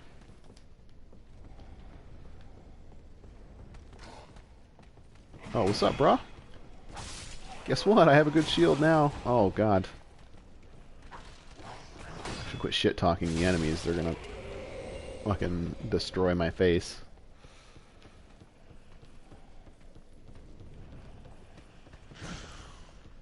Nice hit. That was good. 10 out of 10. Blame the lag. It's all good.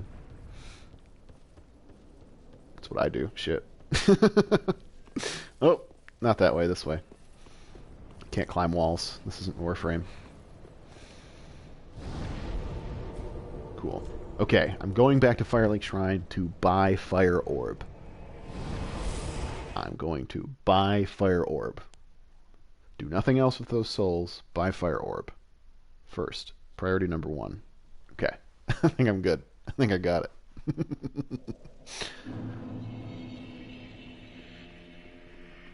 Oh, this controller.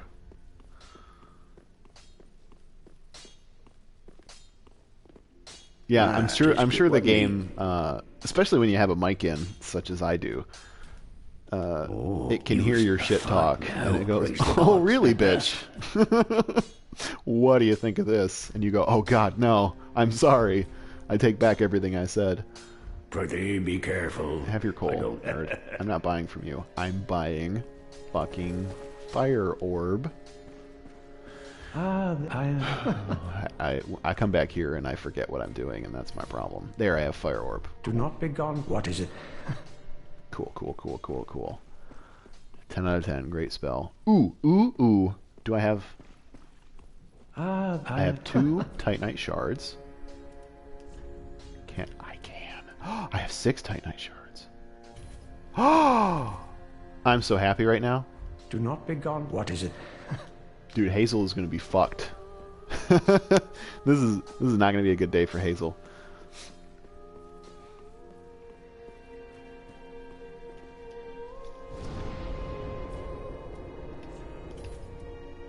Get on there. Let's see if I can put anything in the box. Nope.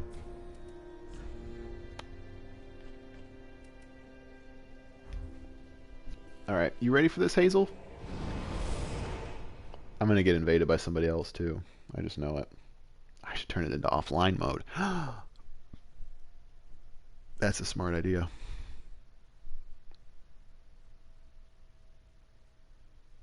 Yeah, but then I can't scrub out. I guess I'd have to exit.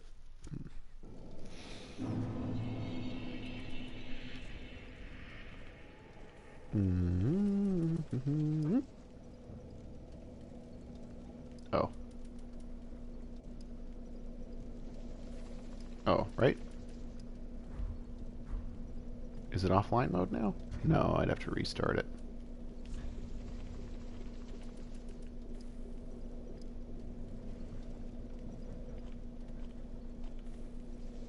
Yeah, I have to leave and go offline first.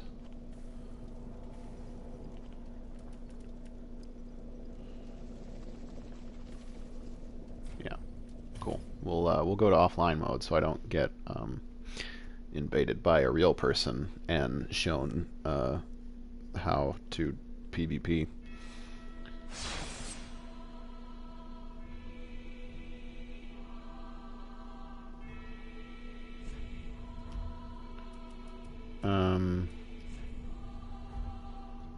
Hang on. How do I play in offline mode?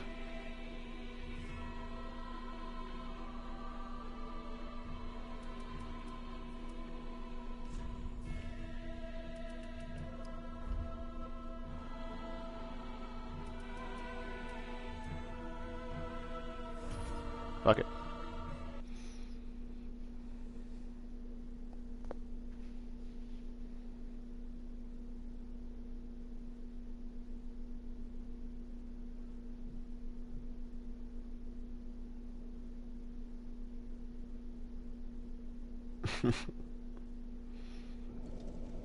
Somebody sent me a silly message. I'm glad that you guys in the stream can't see it.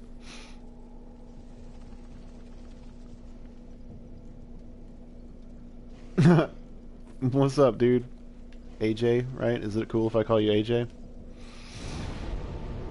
I like playing online sometimes. I don't like being invaded online. I did not check for a seed. I'm not too concerned about it. I'll check next time I go back to the shrine, though. I don't think NPC invasions count, so this won't really like lose me a seed. The probability of getting one after a single invasion is pretty small. So, oh, crab. Hi, crab. What's up, buddy? I'm gonna try to keep you over here so that I don't trigger Hazel, because you're gonna fuck my day up. That was the problem I had the last time I was here.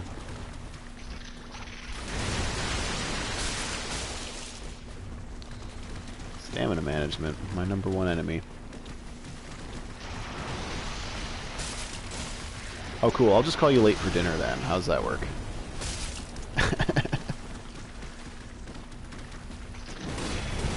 Oh.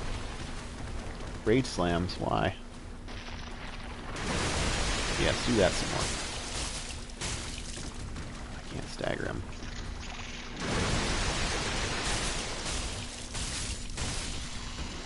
I think it takes 4 hits to stagger him. I need a bit more stamina. Maybe a fat ring. Although I'm loving the Titanite shards. Oh, potato. I'm not in offline mode. Good thing. I'm gonna trigger Hazel and see what happens. Last time the guy almost fought Hazel. Where is Hazel's trigger point? Surely it's around here somewhere. Yep, there it is. Cool. Is this person gonna be awesome and help me fight Hazel? I'm hoping. Let's hope. A lot of these people are really bloodthirsty and just want their swordgrass. Not that I blame them, because swordgrass is a bitch to farm. Oh, I got the crab. Oh, crab. Thank you for that. Don't do that. You're a dickhead. Get fucking potatoed, Lord of Potato.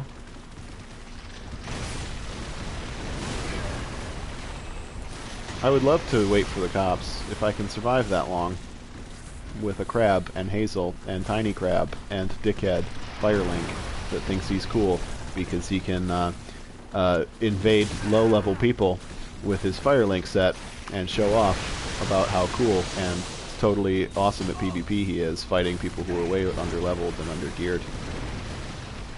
Yeah, I don't like invaders.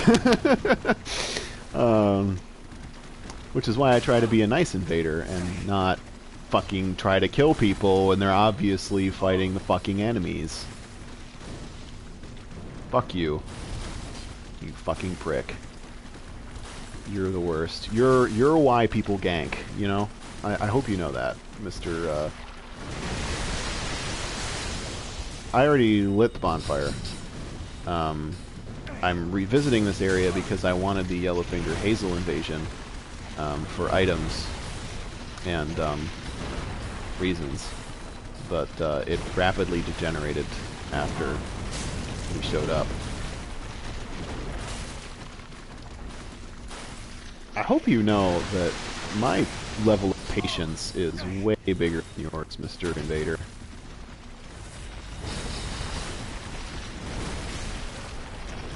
You are going to get fucked by this crab long before I will.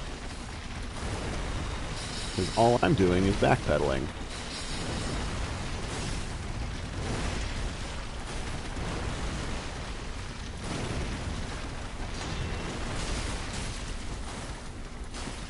And I already killed the other crab, so I don't have to worry about aggroing that one.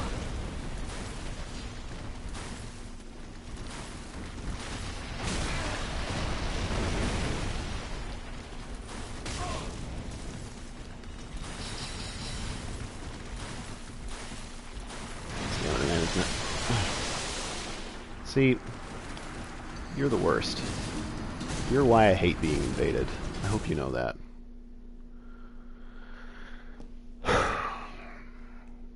People like that are why the invasion system is bad. Because I know that it's Miyazaki's opinion that that adds to the experience of Dark Souls, but I don't really think that it does. Because people know that they're people, and they know that they're purposely being really, really, like, into the fact that they're, like, murdering somebody. And I don't like it. I don't think it's a fun social experiment. It's just my personal opinion about it. So I'm going to try again to go into fucking offline mode, please, thank you. And not have to deal with fucking thirsty-ass twinks with their fucking +2.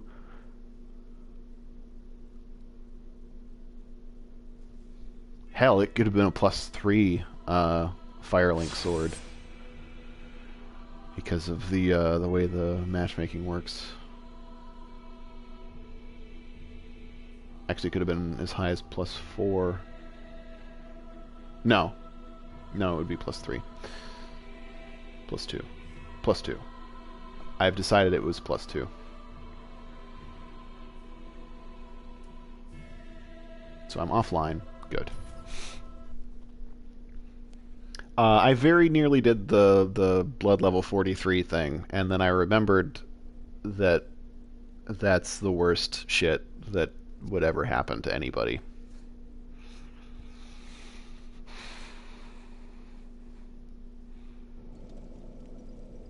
I still use wheel, but I don't invade low-level people with a ridiculously overpowered wheel. Twinking isn't nearly as bad in this game as it was in previous titles, simply because your weapon upgrade matters for matchmaking, which was genius. I don't know why they didn't do it that way before. It didn't occur to me, but I'm not a game designer. So for them to have had that idea finally is fucking awesome, and it really makes it a lot better. But it doesn't change the people's attitude, which is really the key problem with the invasion system, is the attitude of the people. And they're doing exactly the way that it is designed. And I can't really fault them for that. I fault Miyazaki for putting it in the game. Because the way it's designed, you invade somebody and you murder them. Like, that's what it is. You're going into somebody who is not prepared for you to be there, and you fucking murder them. And some people are very, very good at it, and they get really into the spirit of it, like that last guy. If thirsty as fuck is exactly right. He fucking wanted to murder me. And he wasn't there for PvP, for honorable PvP, which, like, is... I'm not a meta gamer when it comes to the PvP in this game. I PvP for fun, and my build is done whenever it's done. I do like to stick around a specific level only because I want to PvP with the people who want to PvP. And so if they're sticking at a certain level, it behooves me to stick at that level if I want to play with them. But other than that fact, I would not give a single shit. You're gonna fuck me, aren't you? You very nearly fucked me. I'm gonna chug too. I'm gonna put this tree in between me and you so that I can safely chug. You fucking cancerous shit. Oh, that weapon. I wish... What? I'm not having a great time today.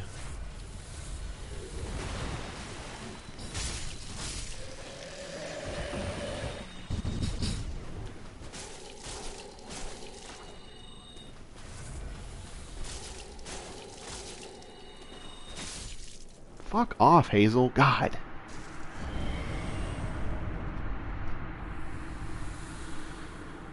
Well, in Bloodborne, I can see the logic to healing. It's not like in this game. Your proportion of health to damage dealt in this game, the disproportion is a lot higher than in Bloodborne. But that being said, healing isn't a problem for me in PvP. If people heal, I'll heal.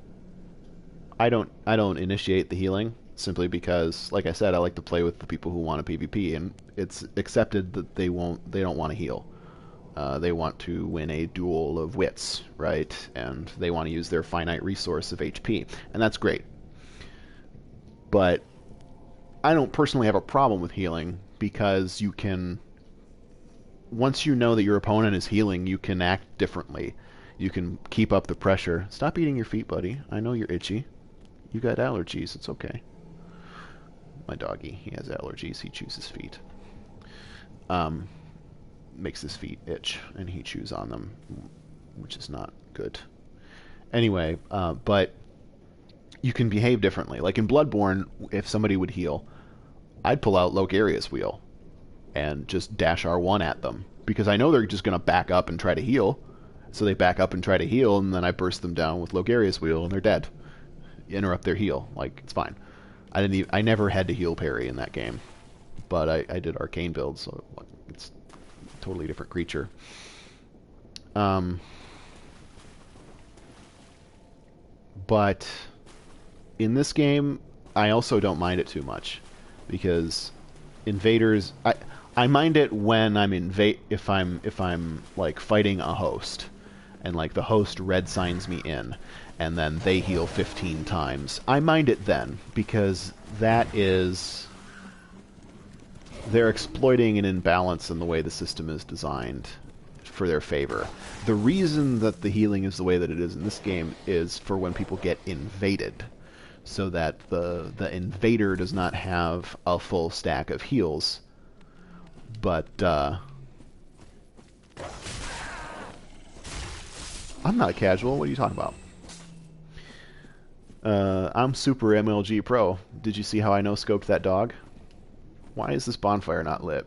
While I'm talking about how MLG I am, I'll not know how bonfires work real quick.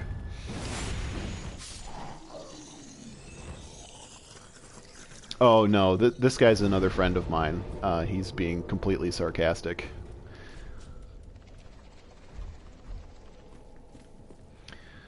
But he's right. I am a fucking casual. What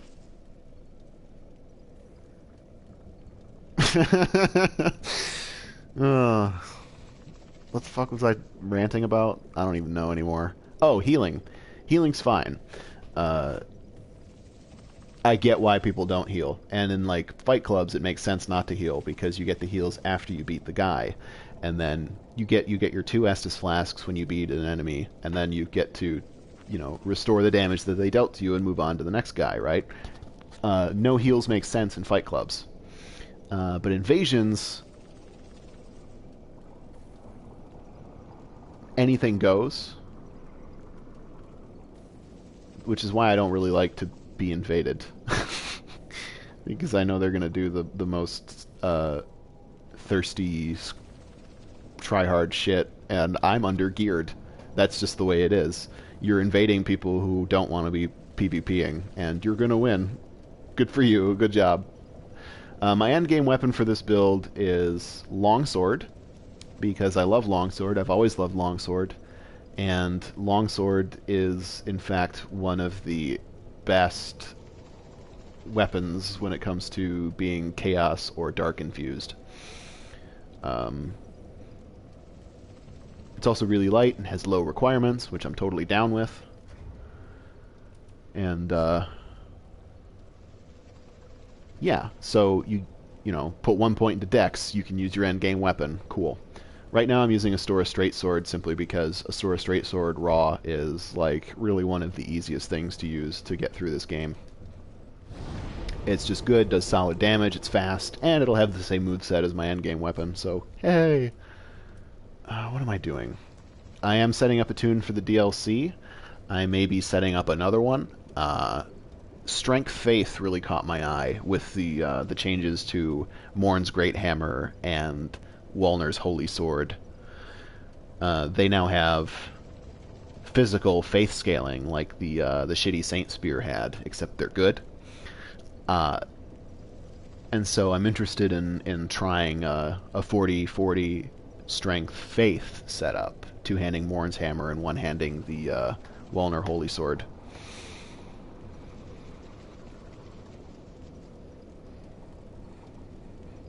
Hey, I'm finally glad you got around to doing the 99 Arcane thing, man. It's a trip. It was a very cool way to play that game. I was having a conversation with somebody earlier about faith and int scaling in this game for miracles or sorceries, and he mentioned that they scale all the way to 99, and that's technically true. I actually haven't graphed the soft caps for this, so I'm interested to see how, and it would depend on the catalyst actually, how steep the soft caps are, but I may end up doing a 99 int or a 99 faith character. I do know that the returns from int and faith for pyromancy are fucking abysmal after 40-40, so I'm not going to do that. But 99 in one of those seems like it might be funny. And then I guess I can respec to some other 150 build. It would probably fit in a 150 build after that.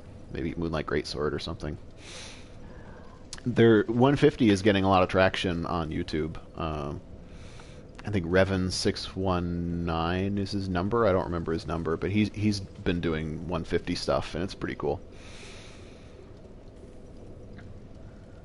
So I'm excited to have some actual, like, really skilled PvP people actually giving 150 a chance instead of just being like, no, build diversity will go away and everybody will be hybrids. It's actually not mathematically possible yet at that case. I mean, when you're talking to like 180, yeah, okay.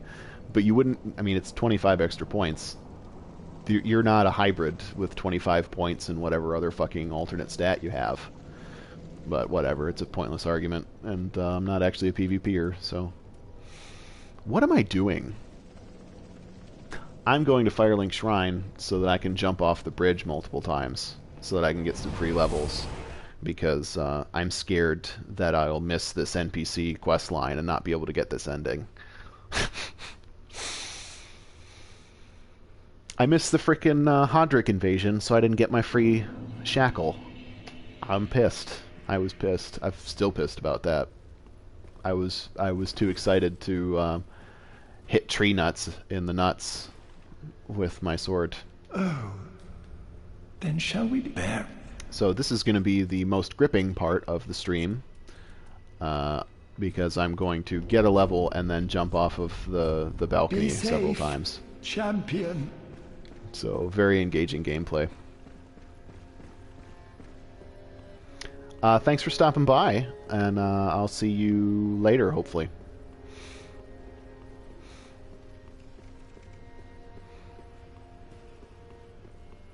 Whee! Oh, I didn't make it. Damn. Now I gotta do it again. Son of a biscuit. Try this one more time. Boop. That was odd physics there. Just got to a certain point and said, I'm gonna fall straight down now. Not even like an arc, just like hit a wall and go, no, this is where the straight down part starts. Champion of ass. I like it.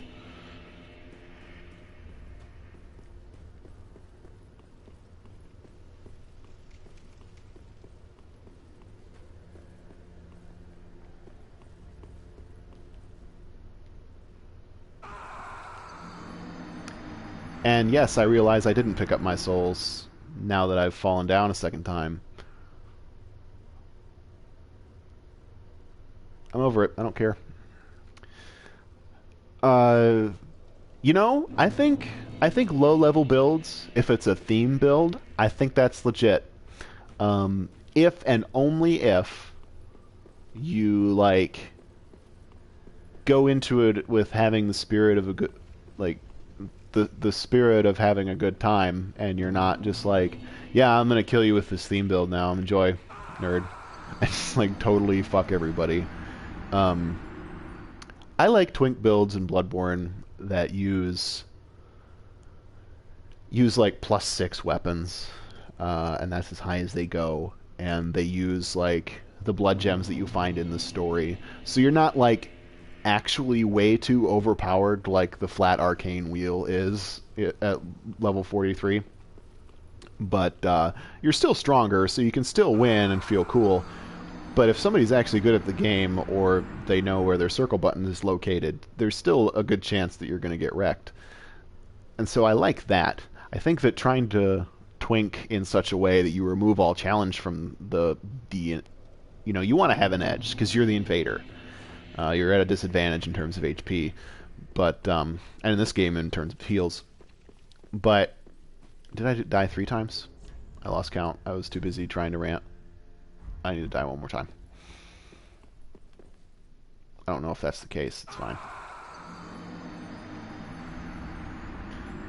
But you know, I like theme builds when you're like very obviously a theme build, like if you name your character Nisha. Or I actually knew a guy that would make new PSN accounts, and the PSN account would be the theme, because some people set it to PSN account, right? And so he was like, well, I want them to see my name. So he would buy, instead of having a yearly subscription, he'd buy monthly subscriptions, and instead of having it all on the same account, when one of his monthly subscriptions would run out,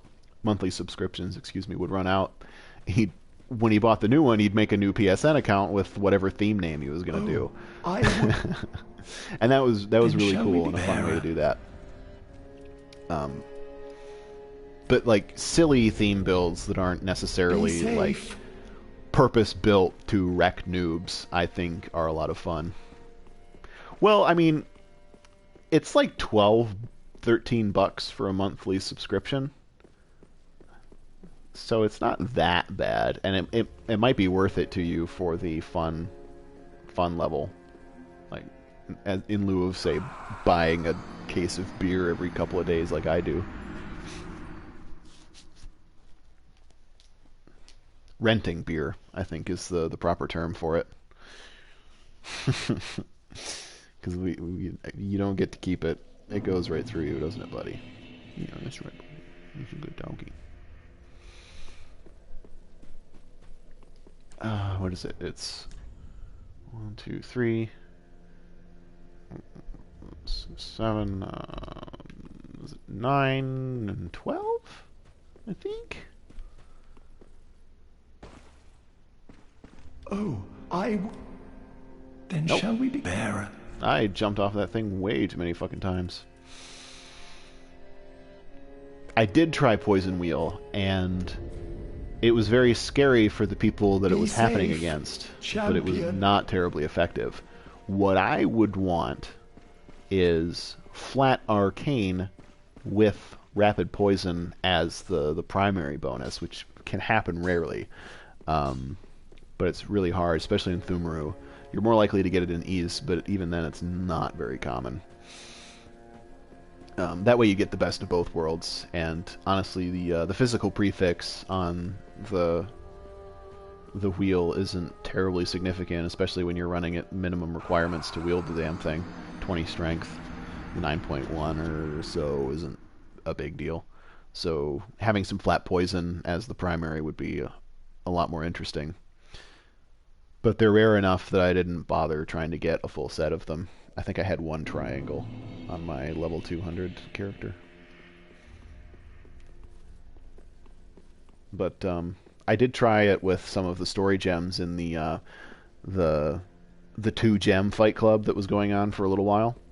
That was a cool fight club. A lot of cool people in that, and they let me use 3 rapid poison gems just to see how it would be, and it was fucking scary because you see that rapid poison meter going up, and you're like, oh god.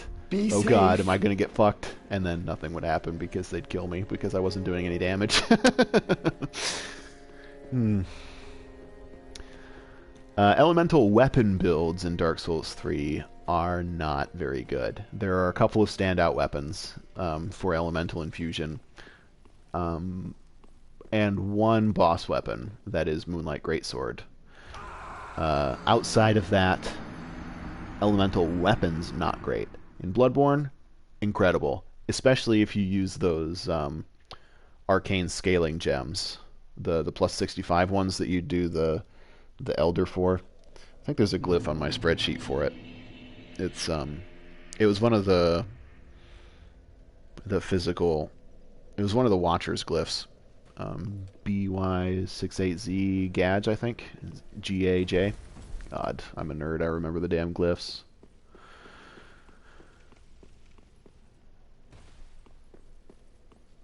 What would be really cool and fun, not necessarily effective, would be you can get combo slow poison and rapid poison gems if you're really lucky. Mostly in waning, because of the way the drops work.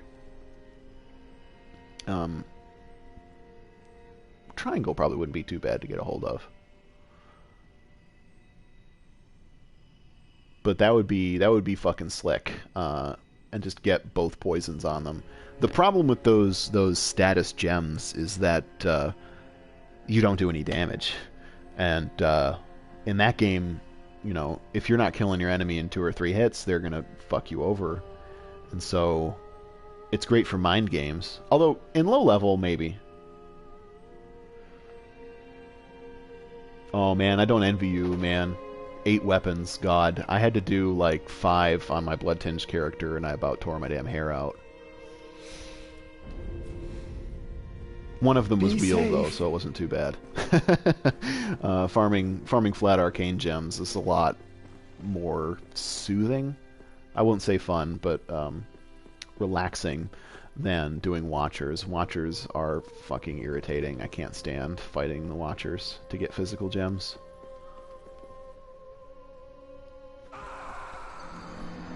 The worst part is that the best triangles for elemental weapons come from fucking Watchers, and I've already killed 9 million fucking Watchers for physical gems, and I'm tired of them.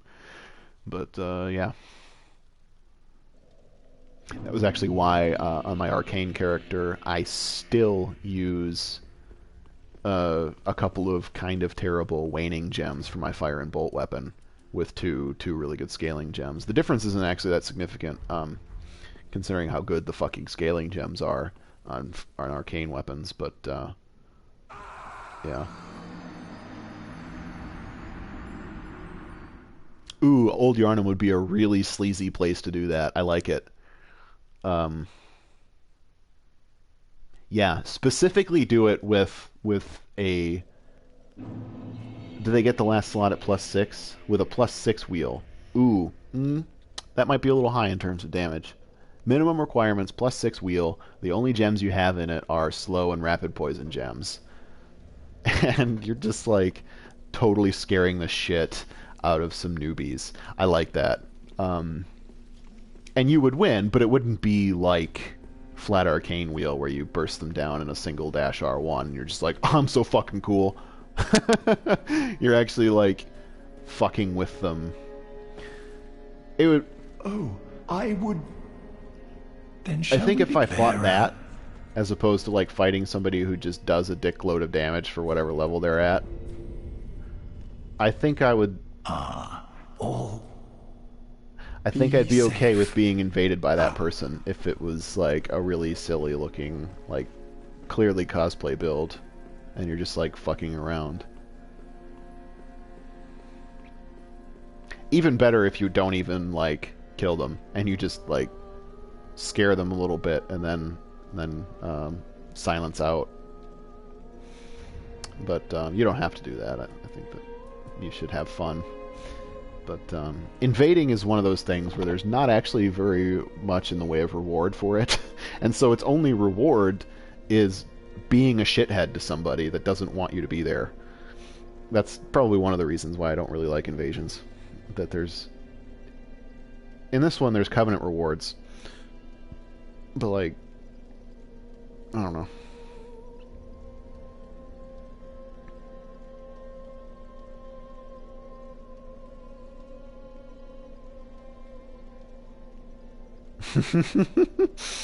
I don't even know what you would do in terms of costume for that. Just something silly, like a really silly hat. Not like the Executioner garb. Because I feel like they would use Flat Arcane Wheel. But maybe like Graveguard or something. Naked with a hat. Naked with like Graveguard hat or something. There's already a guy naked with... Yeah, do the... I like Lemingrad's idea. Yeah, you're a church doctor, and you're giving them a transfusion to cure them. And then they die. Which is exactly what happened in the lore. They either died or turned into a beast, eventually. I like that. That's beautiful.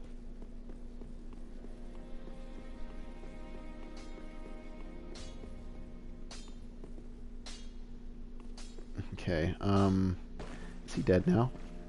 I'm 19 hollowing and he said he couldn't draw my strength out anymore. I have to bonfire first. I think I have to warp back to this area. So there's a fun trick that you can do. If you need to reload this area. Sometimes the bonfire doesn't sufficiently reload it, so what you do is you travel to Firelink Shrine from Firelink Shrine. And then the universe implodes. Almost.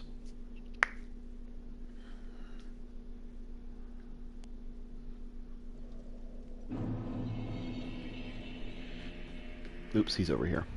Duh. Yeah, Hidea and Lady here now. I am thanks to What's up, allow lady? me. Thank you for Another dignified matter bow. that a lord bearer for the time and I Yep. that a lord bearer for the time and I Yep. Okay. Dark Hand. 10 out of 10. Get it. If you're playing a Pyromancer, get Dark Hand. Trust me. till we meet again.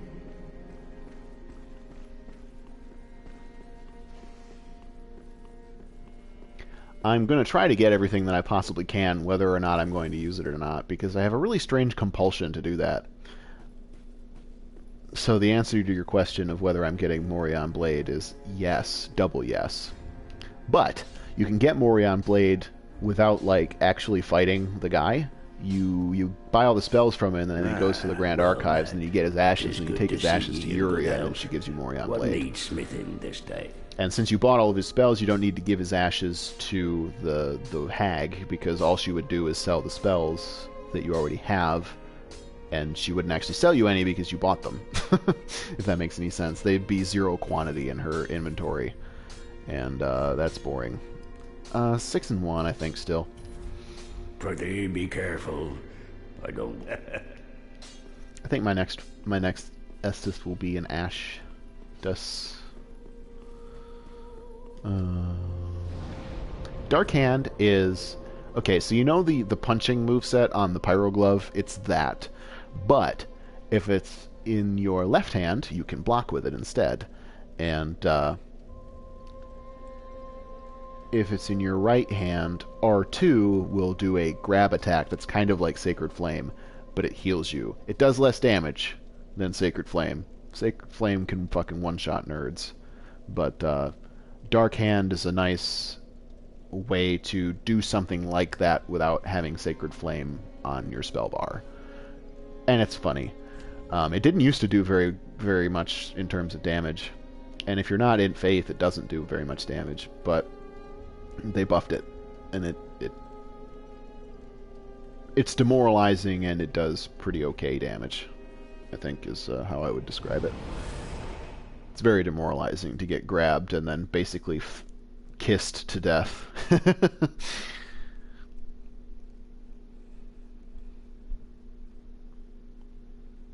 And if it's on your left hand, it is a 0-weight shield. It's not very good for blocking compared to other shields, because it's like 60% reduction in every category. But it's 0 weight. It doesn't have a lot of stability, but it's 0 weight. And running around with a dark hand and a fire hand is kind of fun. I'm doing Crystal Sage, I think. And then I'm probably going to call it a night. I've been at this for quite some time. Where's Crystal Sage?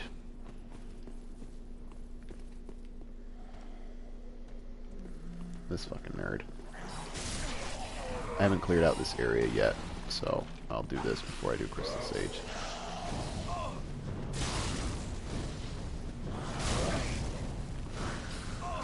I can throw spells too. Mine do more damage.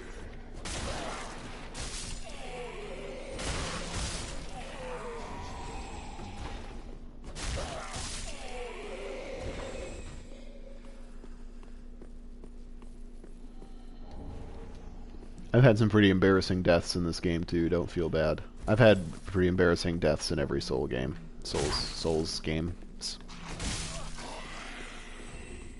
In fact, I had one earlier today. You probably missed it. You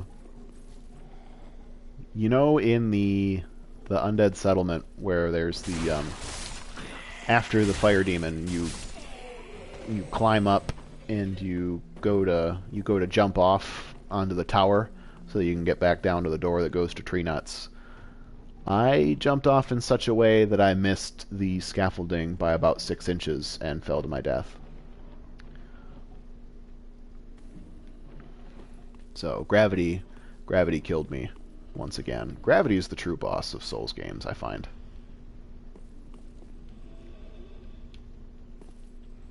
I'm lost. Don't judge me.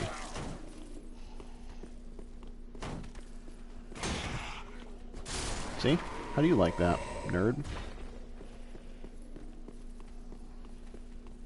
Not in the tower. Before I even got to the tower, there's a bit of the roof that looks like you can jump off of it and avoid the falling damage there. You can't, so don't try it. I did, and I died. Like where there's the big roof, and then there's a scaffolding on the side, and you have to run up a little bit onto the peak of the roof and jump off in order to get there, and then walk across onto the tower.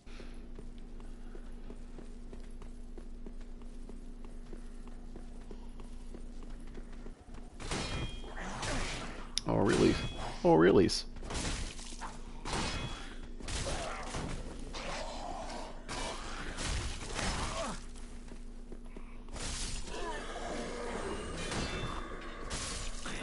Straight swords are legit too good. That's why they're my favorite weapon type.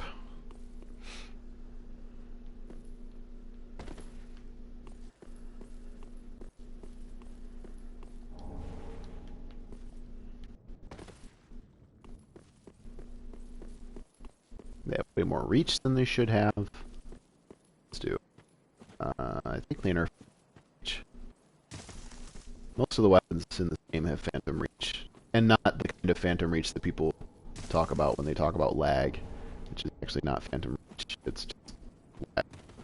But most of the weapons in this game actually have phantom reach because of probably because of the field of view, where you'd swing at an enemy, and if the reach was actually the distance of the weapon, you would feel like you shouldn't have missed a hit. And there's already a lot of that. My voice might be breaking up because I've been streaming for so long, and my internet is like, stop it! Stop it!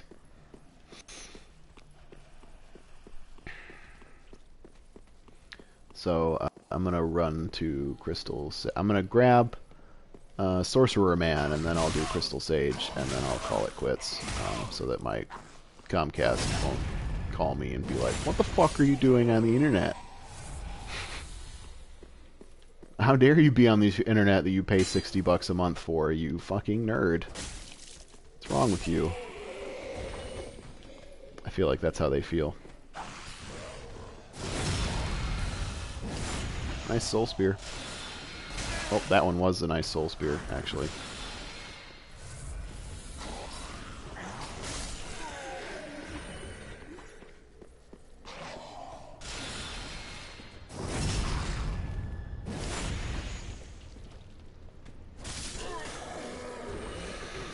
Depending on the election results, I may actually come up to Canada. Ooh, I saw a really cool billboard on the highway going toward my work. It had a picture of Hillary and Trump, which I was pleased that they had both of them. That's very fair. And it said, moving to Canada? And it was a billboard for a travel agency. I thought that was fucking awesome. Very clever. Well, this is my, if you have it. Hillary and Trump. I don't know if I said Obama. I'm very tired. Very well. Indeed. However, what chat clearly, so you want that in the form, well? That would have been last election. Very well. I am we will... For the Democratic primary. I'm not pleased with the Democratic Party's election system.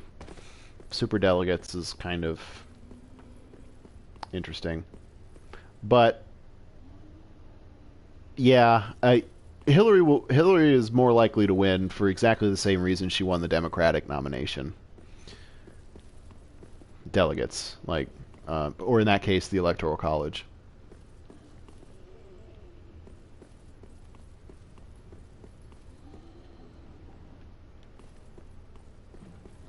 The Electoral College and delegates in the Democratic primary, just as an example, are encouraged, perhaps, to vote along the lines of their constituency and the people in their district, but there's no actual legal restriction on them to do so. So, the Electoral College and the delegates in the Democratic primary can actually vote for whoever the fuck they want, and they're the ones who actually decide who the candidate is. Yeah. The more you learn about American politics, the more fucked up it is.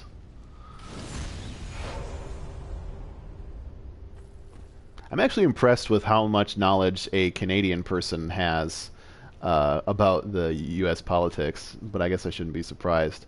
It also won't surprise you to know that Americans typically don't know anything about Canadian politics. But that's a very American mindset. We don't really care about things outside of our scope.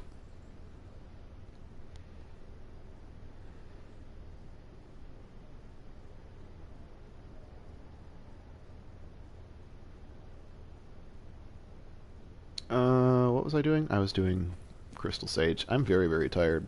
I definitely need to go to bed.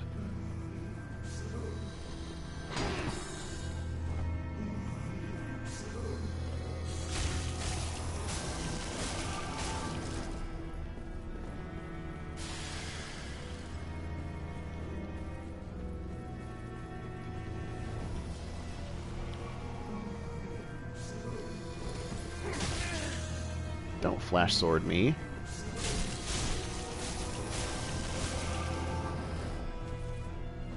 I don't have enough stamina to burst her down in one stamina bar. You can. I've seen speedrunners do it all the time.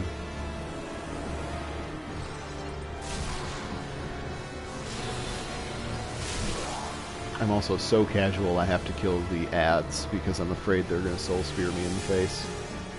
Or the back of the head, I guess, is more accurate.